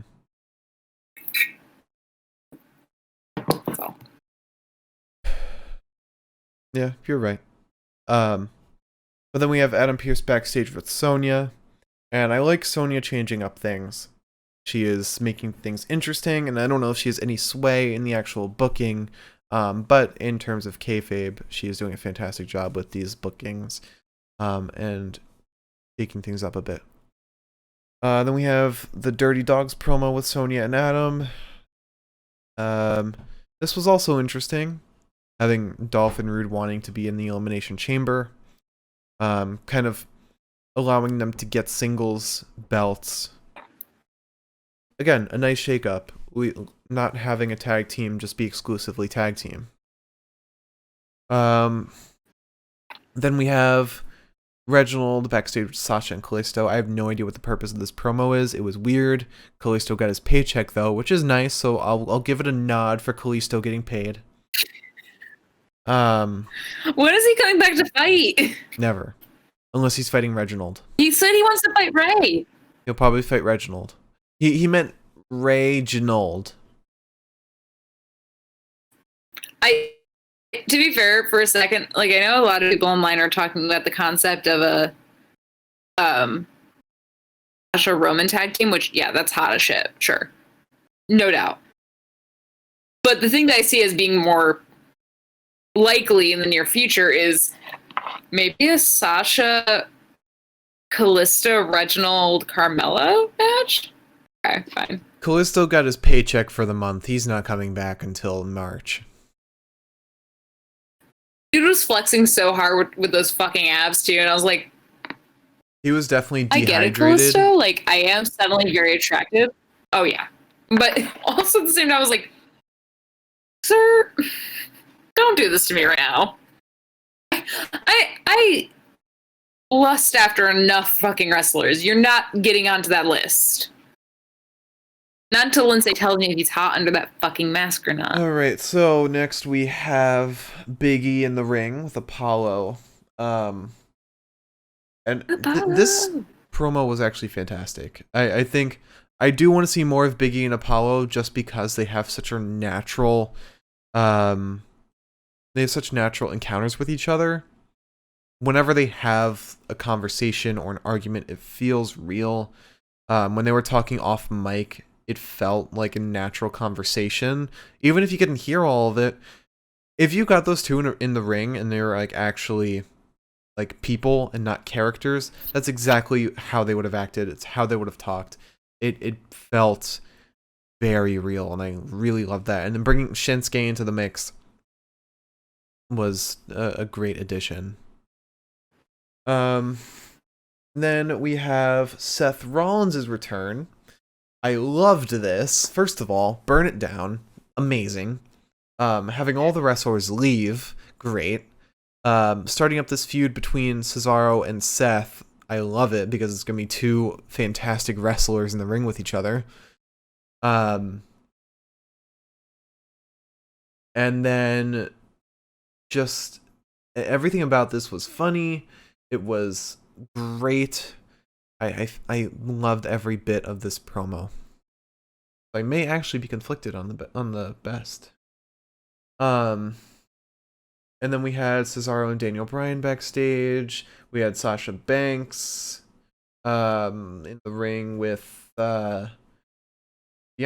It was nice to have something with Sasha that wasn't featuring Carmella. We didn't see Carmella at all today.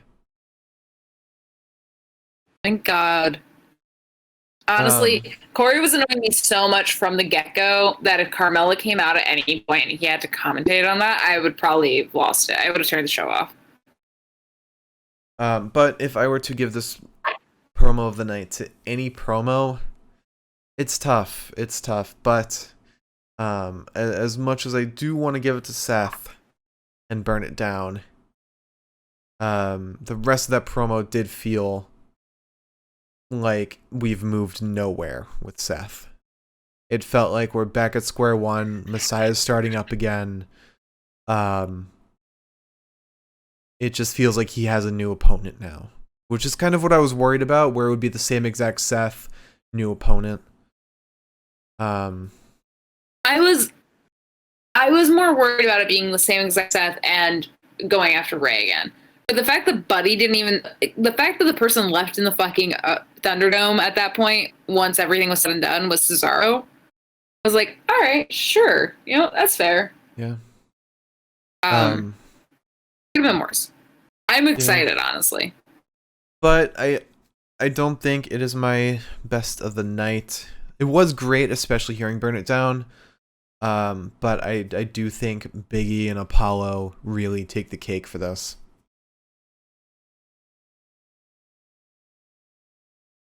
They are killing the Intercontinental scene right now.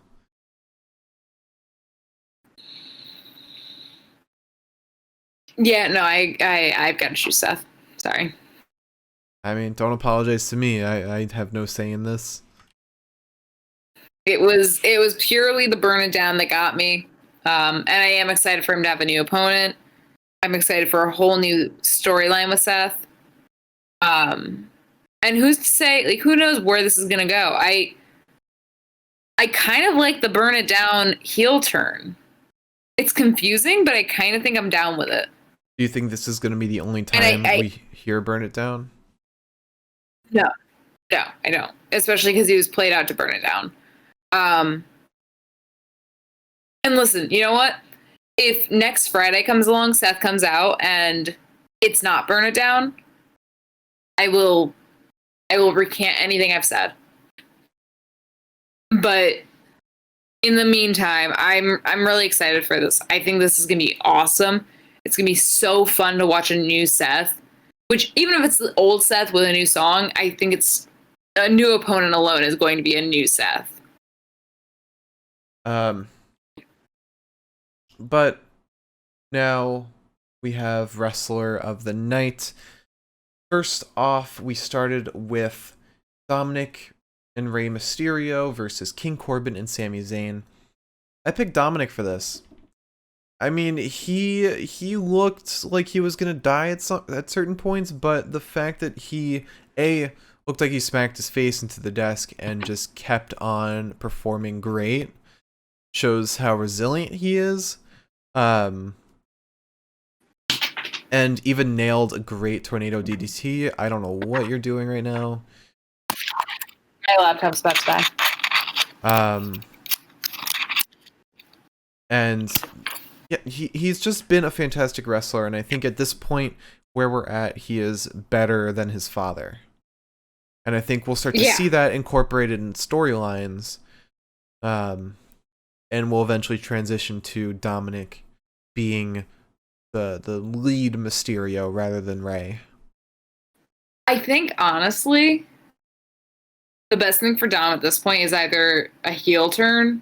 I think that's the only way he would get out of Ray's shadow without Ray retiring, or Ray retiring.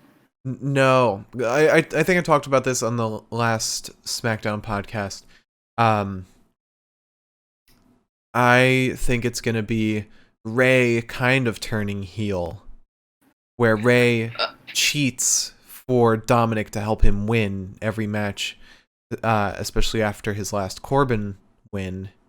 And Dom's going to get to the point where he says, enough of this. I can win on my own. I don't need you. And then we move to WrestleMania, where there's a match between Dominik and Ray to prove that Dom is the better wrestler and doesn't need his father. Right, but I feel like that would still... I don't think that would be a full heel turn on Dom's part. I feel like that would be like a kind of middle ground turn, more so, where it's like... It's a Ray heel turn. Well, sorry. I guess I just don't see Ray turning heel this late in his career, when I don't think that Ray really has that many more matches left in him. Which is why I think if anything's going to take a significant turn of any sort, it'll be Dom. I don't know. I think at this point, because he is so late in his career, that Ray would just want to get over his son. Be the Daniel Bryan for Dom. Maybe. That's fair. But moving on, we have Biggie versus Shinsuke, and I picked Biggie because Shinsuke didn't do a whole lot. It's unfortunate. I can't wait for a full match between these two, but at the same time, they're both faces. They're both baby faces. I wouldn't know who to root for, because I want them both to get over. I want them both to be pushed. So I know. That one was hard for me too, because I was like, I like you both. Yeah. Be nice. But then we have Bayley versus Liv Morgan, and Liv knocked this one out of the park. I think she is fantastic. She is one of the better women's wrestlers on SmackDown right now. Especially when you compare her to Ruby, because they're both in the ring together constantly. Liv just moves unlike any other women's wrestler. She is incredibly powerful despite being in such a small frame. And she just moves so fast. Like, her drop kicks are insane. They seem to have the power of Rhea's drop kicks, but in somebody half of Rhea's size. And then we move on to Street Profits versus Alpha Academy. I'll give this one to Chad Gable. Chad is fucking fantastic. I love him so much. And the way he cheers on Otis from the sidelines gives him that tag team influence without being in the ring himself. He's a great personality that really adds so much to the tag team scene and Otis's career. I guess I'm just still confused on, like, it seemed like he was going heel. You know? There's a lot of ways to interpret that look that he gave Otis when this tag team initially started. I think looking back, it was more of like, all right, I've got a big guy. I can train him up. I can get a title. I see great things in my future. Something in that regard. But right now, where we're at, I love him so much. I want him to be the next Kurt Angle, which he practically is at this point. He's his son. Yeah. Then we have, to end the night, Dirty Dogs versus Cesaro and Daniel Bryan. I'll give this one to Cesaro. He performed great with the he gave so many European uppercuts that just looked fantastic. I mean, the man is an incredibly talented wrestler. I don't think this was his best match. I don't think this was his best performance we've seen in a while. Not to say he did bad, but the spotlight just wasn't on him very much. It was more so on, I don't know, but he didn't have as much solo time in the ring as we should have seen. But the man is incredibly talented, not to take anything away from that. So, my pick for Wrestler of the Night, it doesn't matter in any way. It's tough. It's tough for me to think of one. I get that. It's not Biggie. No. Not Chad. No. Although those arm drags really did it for me, but that was kind of between him and Dawkins. Yeah. I don't want to give it to Cesaro this week.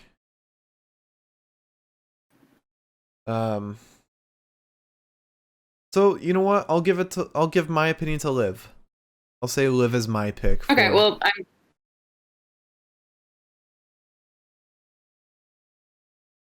I know you don't agree. Man. And your opinion is the one that matters.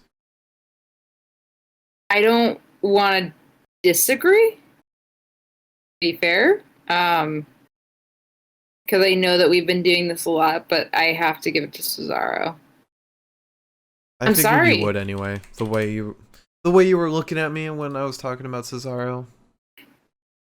It's not. I don't know how to explain it. It's just. I don't know. I don't know. I just know that I really liked his. I really like his moveset. I really do. I think that he looks amazing all the time nowadays. And Liv looked good, but I think I need a longer match with Liv. And tonight was not a night of long matches by any means, but it just wasn't enough for me. And I've been more impressed by Cesaro consistently than I've been impressed by Liv consistently. Okay. Then we move on to match of the night. We started off with Ray and Dom versus Corbin and Sammy. A pretty okay match. It was alright. Not the best, but better than all of the Dom Corbin matches we've been getting lately. Then we had Biggie versus Shinsuke. Yeah, it makes me excited for more Shinsuke and Biggie. This wasn't it. Apollo's interruption at the end really shortened it. Plus, we didn't really see much of Shinsuke at all. Then we had Bayley versus Liv Morgan, and a great match for most of it. I really liked how both were performing. But Billy's interruption kind of soured it. And then we had Street Profits versus Alpha Academy. This match was great. I actually really loved this because we got Street Profits performing really well again. But we also got a new Otis that looks more powerful. That's not just for comic relief. And a peak Chad Gable that just gets better and better. Really making us question if this is his peak or not. And we see in the match how much he's influencing Otis. And we really see their personalities collide. I really like this tag team, and I hope we see them in title opportunities in the future, because I think they really can bring a lot of life to the title scene in kind of a lifeless tag team as the champions right now. Then we have Dirty Dogs versus Cesaro and Daniel Bryan. I didn't love this match. I didn't, especially with it ending with Jay and Kevin. I liked Sami and Corbin watching from the sidelines. That was kind of fun, and the fact that they didn't interrupt made it even better. But there was nothing super exciting about the Dirty Dogs wrestling. Daniel Bryan also wasn't very exciting either. This match was kind of all Cesaro. It really did. Now that you say that, it did really feel very focused around him because it was focused around his injury that he sustained with Seth, which would make sense because that would destabilize his tag team. But even the moments of like glory were based around Cesaro, so it's like, yeah. So my pick for match of the night, it doesn't matter, but I'm still gonna give it to Street Profits versus Otis and Chad Gable. good. Because I would also give it to them.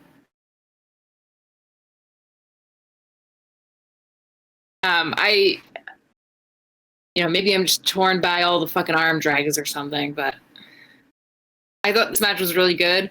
Street Profits came back looking just as good as they always have. Mm-hmm. But I don't think that we get this very often because, like, I feel like with like Raw, like with men's tag, what do we normally get? Normally we get like Street Profits. the Miz. Oh, wait, Raw? With Raw. Oh. Yeah. Like Miz and Morrison versus, or right now, Damian Bad Bunny. No. Yeah, you're right. No, that's literally just Damian and Bad Bunny occasionally coming in for the assist. Hurt Business and Lucha House Party. And New Day and Retribution. But we haven't really gotten tagged with New Day and Retribution yet. We did in the last episode this week. But I was in the bathroom, so it doesn't count. But I feel like, I guess, Raw withstanding, and so with SmackDown, because I can't say NXT withstanding as well. I think with SmackDown, a lot of times I find myself in a position where it's like, I love this one tag team, and I could not give half a fuck about this other one. Or even more so, I couldn't give a fuck about either of these tag teams. I don't know why I have to watch this shit.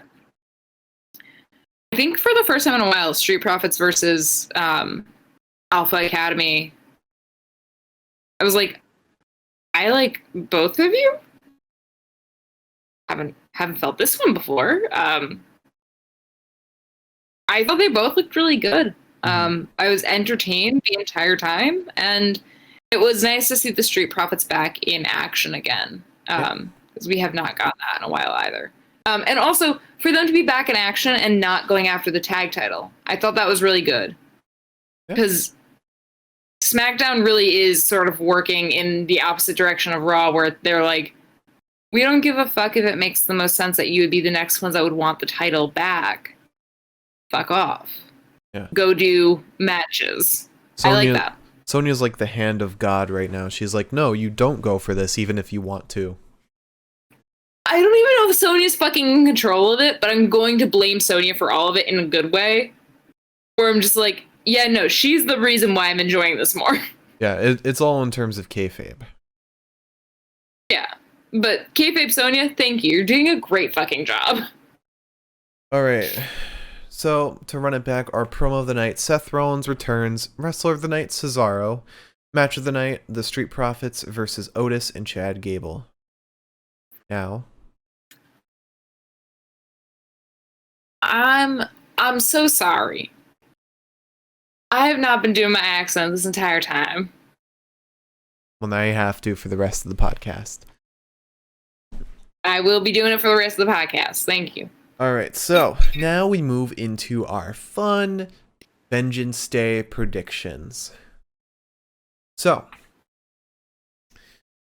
if you're not aware of how our predictions work, every single pay-per-view, we do predictions for every match that happens. And those predictions are of the winner of the match. And if we lose a prediction, meaning that the person that we picked does not win, we have to finish 1 can of hard seltzer before the end of the podcast. So if we lose 3 matches, we have to finish 3 cans of seltzer, and that's per person. So I lose 2, I have to finish 2. Liz loses 4, she has to finish 4. All right. But the winner is decided by whoever has the most correct picks. And if correct picks is tied, then we go to least incorrect picks. And then if that's also tied, then I don't know. I don't think we've decided that. Flip a coin or something. And the winner... The winner of the predictions becomes the Pinfall Podcast Prediction Champion, and Liz has been the reigning champion for, I think, 3 pay-per-views now. 3, I think.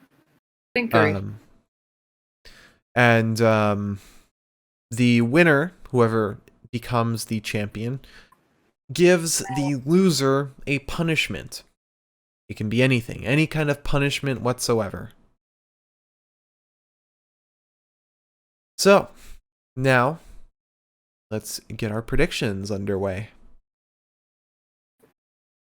All right. So. We can first start with... All right. No, you can start. We'll first start with Finn Balor versus Pete Dunne.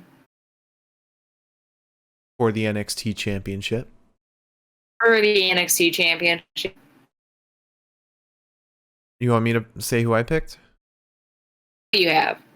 I picked Finn Balor. I also picked Finn Balor. He is definitely going to retain. There's no world where Pete Dunne wins. And if I see Finn drop the title before I get Finn versus Walter, I'm not going to be a happy camper. I'm not going to be a happy camper at all. Yeah. And then we have Io Shirai versus Toni Storm versus Mercedes Martinez for the NXT Women's Championship. Now, we made 2 predictions for this. Because it's a triple threat, we picked who would win the match, and who would take the pin. So, I picked to win Io Shirai. I also picked Io Shirai.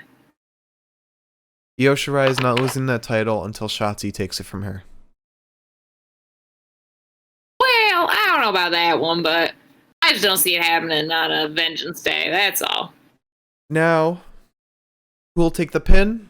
I picked Mercedes Martinez. And I picked Toni Storm because I kind of see it as like I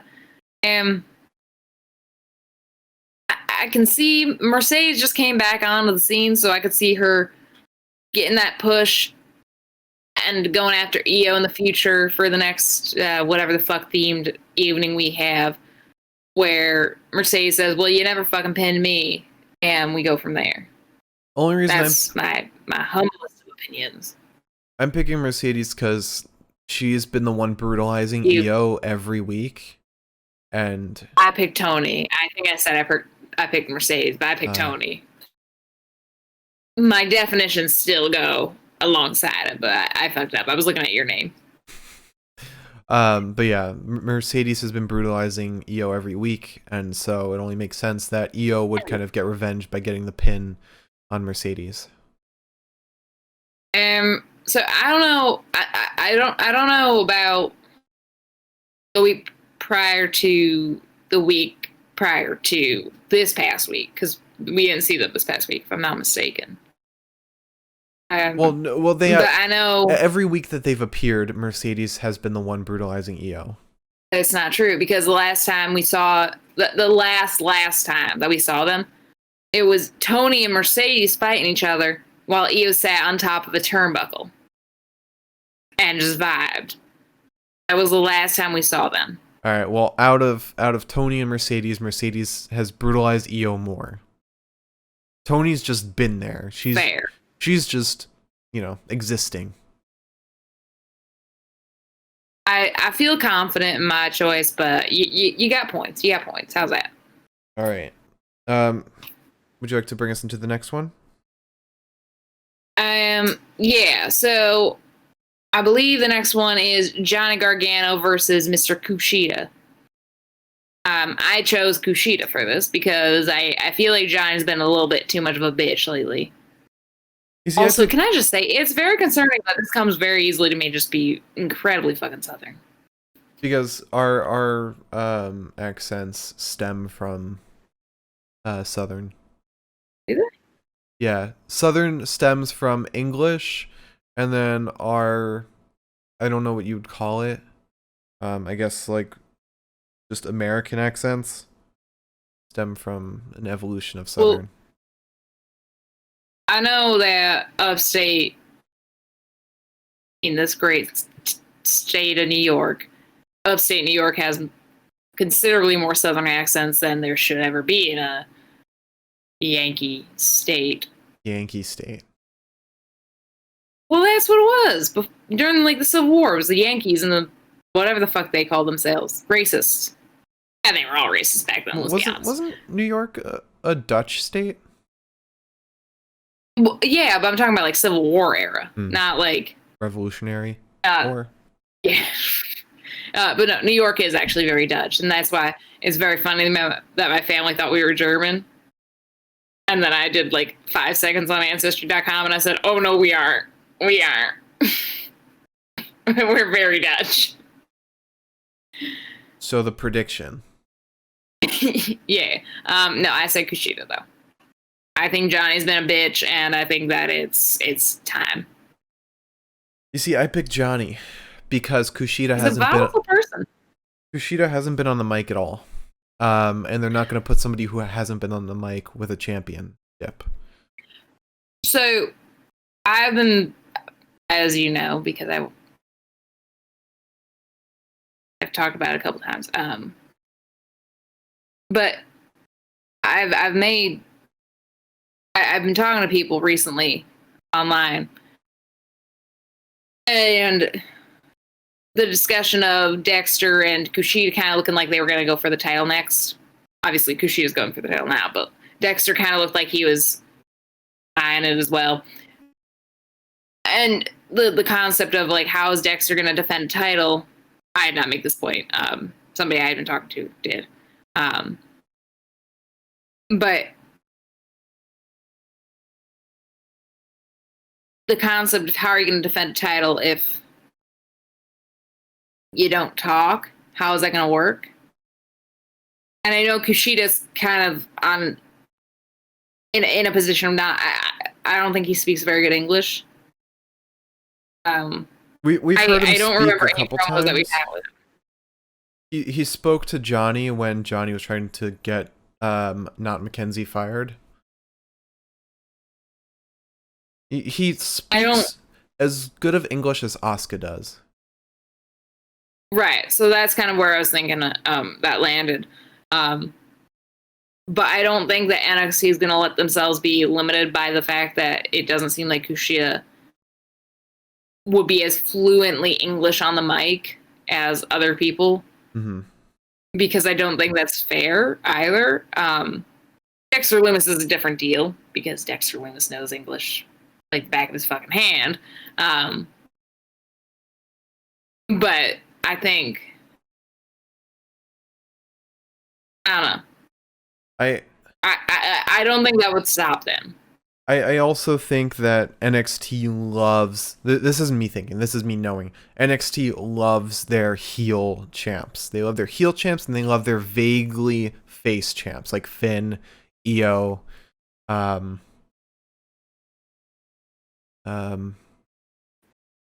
one wants another Drew McIntyre. What? No one wants another Drew McIntyre. You make a good point though. Like, think of the last time a face on NXT has won a championship, like a real baby face. Maybe Keith. Keith was probably the last one. Think of the last time a real babyface like Drew had the title. Had any title for that matter. I mean, even Big E's has not been proving the power of positivity as of late. He's been a bit of a bitch, and in a good way, not in a heelish way, but he's been a bit of a bitch. Yeah. Maybe, I can't. Who was the... No, that was Sami. Yeah. It's been a minute, because no one likes, and I've seen this proven well and true on Tumblr, which was not the words I thought would ever come out of my mouth in 2021. I'm not ashamed. I'm having the time of my life. But it's... No one likes a fucking baby face. No one likes it. Yeah. It's not fun for anybody, because it's like, all right, you're nice. That's good. Asuka. But Asuka, this might sound horrible, but I think because Asuka doesn't speak fluent English, you don't have her standing in the middle of the ring fucking talking out of her ass for 15 minutes. Mm-hmm. And also, Asuka was a person who sprayed poison green mist in the faces of others. Right, but anyway, we should be getting back to the predictions because we're almost 2.5 hours into the podcast. At some point, we do need to end this podcast. You're right. You're right. Next up, we have MSK versus Grizzled Young Veterans in the finals to the Men's Dusty Rhodes Tag Team Classic. Yes, we do. And I chose GYV because as much as I love MSK, as much as I fucking love those men, I feel like Grizzled Young Veterans have a good thing going. I think MSK getting to the finals is a good enough push for them to be a formidable force. Right. But I think GYV needs to get it. I also picked GYV, and the main reason why is because every episode GYV have had the mic. GYV have been talking every single week, whereas every other tag team in the Dusty Rhodes Classic have not. And they will want to put Oni and Danny, a very heel tag team, against a very face team, which is GYV. Well, technically, GYV was the heel in the Tim Tommaso match. Which is stupid. Which is so stupid.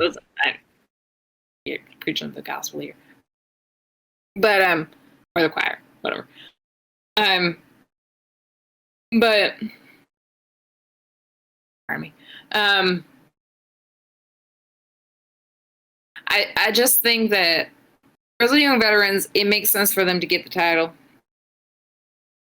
And on top of that, I think MSK is going to get that push that's going to make them a good tag team for people to want to watch. But let me just say right now, regardless of who fucking wins or not, I'm thrilled for this fucking match. I cannot wait. I feel like since Wednesday, since that was decided, my days have been revolving around, holy fuck, I cannot wait for Sunday to come around and to be able to watch this shit. Mm-hmm. And we still have one more match to talk about, too. So, lastly, we have Dakota Kai and Raquel Gonzalez versus Ember Moon and Shotzi Blackheart in the finals of the Women's Dusty Rhodes Tag Team Classic. I picked Ember Moon and Shotzi Blackheart. And I did not. I picked Dakota and Raquel only because I feel like Dakota and Raquel will translate better on the main roster scene, because ultimately the point of this victory is to get a chance in the future at the tag team titles. And I think that implies we don't really know when this is going to happen, but it's going to happen at some point. And I think I can see Raquel and Dakota sticking together as a tag team for longer than I can see Shotzi and Ember. I don't really want to see Shotzi and Ember stick around as a tag team after the Dusty Rhodes, only because I want to see Shotzi going off on her own, and I think you would too for the sake of the fucking the women's championship. But I think Dakota and Raquel will translate better for a main roster audience when they inevitably go for that title. Now, you say that, and I'm going to tell you exactly why you're wrong. First of all, Okay. Ember Moon was already on the main roster. Right. So And now she's on NXT. she already translates well to the main roster, but mainly why I picked Ember and Shotzi was because the tag team champions right now are Shayna and Nia, two very heel wrestlers. They wouldn't put two heel wrestlers against two heel wrestlers on the main roster as for a championship.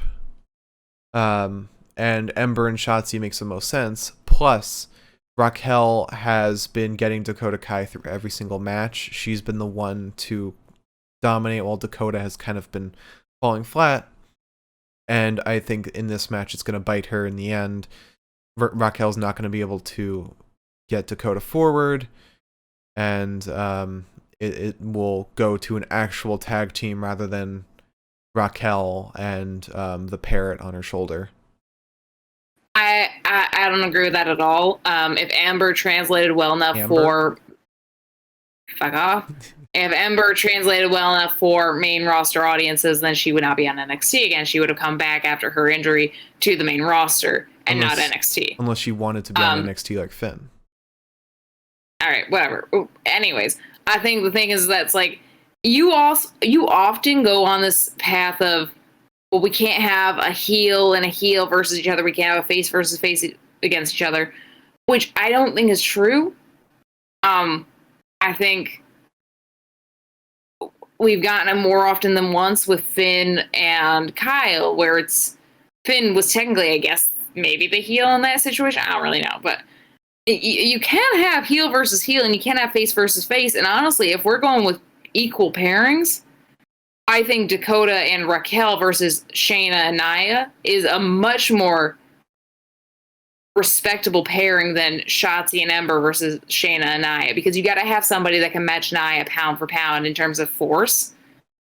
And I think the only person on the NXT roster that can do that right now is Raquel.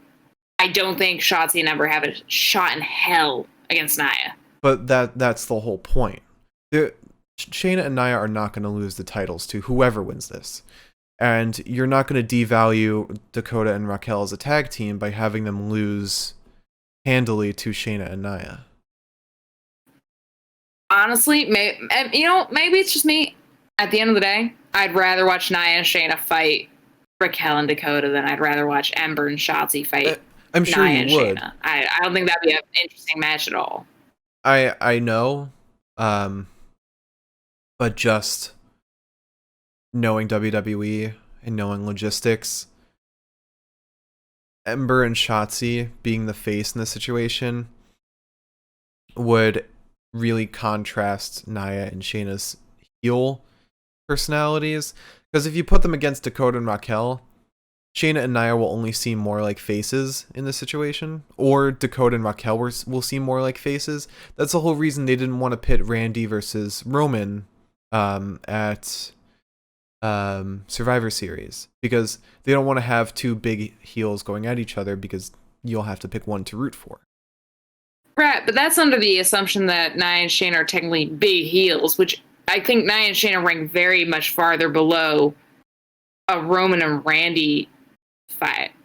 I don't think that the same stipulations last for that kind of sort of thing, and I don't see. I can't imagine that the WWE is ruling themselves based on that alone, because that seems a very restrictive way to do shit. And the WWE, if they've learned anything this year, which is not much, to be totally fair, they have not learned jack shit from this past year. I think the one thing that they've learned is that they got to roll with the fucking punches. And I think that and again, you have a point with the concept of heel versus heel, face versus face, and the in-between. Because obviously it does make it more interesting to watch a heel and a face off. But I would rather watch Raquel Gonzalez fucking going after Nia, who has really gotten by lately on the fact that she is a bigger person versus much smaller people. And I think that she would get that luxury with Shotzi and Ember. And I think on a very selfish level, I would love to fucking see Raquel go against Nia. I think that would be so fun to watch. Because I think Raquel could actually potentially bench Nia Jax. I don't know why we're having this argument in the first place, because I don't want you to come over to my side, because when I win this prediction, I want to be one ahead of you. Oh, well. Because your argument mostly comes down to what you want to watch, and what we've learned, which we haven't learned much because we have learned jack shit over the course of this year. What we want to watch never happens. Well, I don't think you're going to win, so that's that on that. And we can come back to this statement in 2 days. All right, so that ends our predictions. Make sure to tune into the Vengeance Day. Can I talk like a normal person now? Sure. Thank you. Make sure to watch on our Vengeance Day podcast how our predictions end up. Liz, would you like to close out the show? I would like to close out this show. And I'd like to close out the show by saying, if you tuned in tonight, thank you. And if you tune in the future, thank you. Happy Valentine's Day, sweetheart. If you want, I don't know how to phrase that. Please tune in on Sunday for our Vengeance Day podcast. It's going to be really fun. Obviously, as you can tell, Mark and I get relatively competitive when it comes to trying to figure out who's going to fucking win. But we'll be here talking about NXT, which, again, is our favorite shit to fucking talk about. So we're going to be talking about Vengeance Day. We are going to give you unsolicited and probably almost completely useless advice on relationships. And I think it's going to be a really good time. It's going to probably be an extended period of time as well. But yeah, I'm really looking forward to it. I mean, I know for both Mark and myself, we have been just waiting with bated breath to get into Vengeance Day. So I'm excited, and I think you guys should all be excited too. I think it's going to be a really fun time. So please join us. And that's literally all I have to say there. And thanks for watching. If you enjoyed, hit that follow button or subscribe button. And follow us on Twitter at Pinfall Podcast. And our personal Twitters, I'm at the Mark Cameron. Liz is at Eliza Elaine23.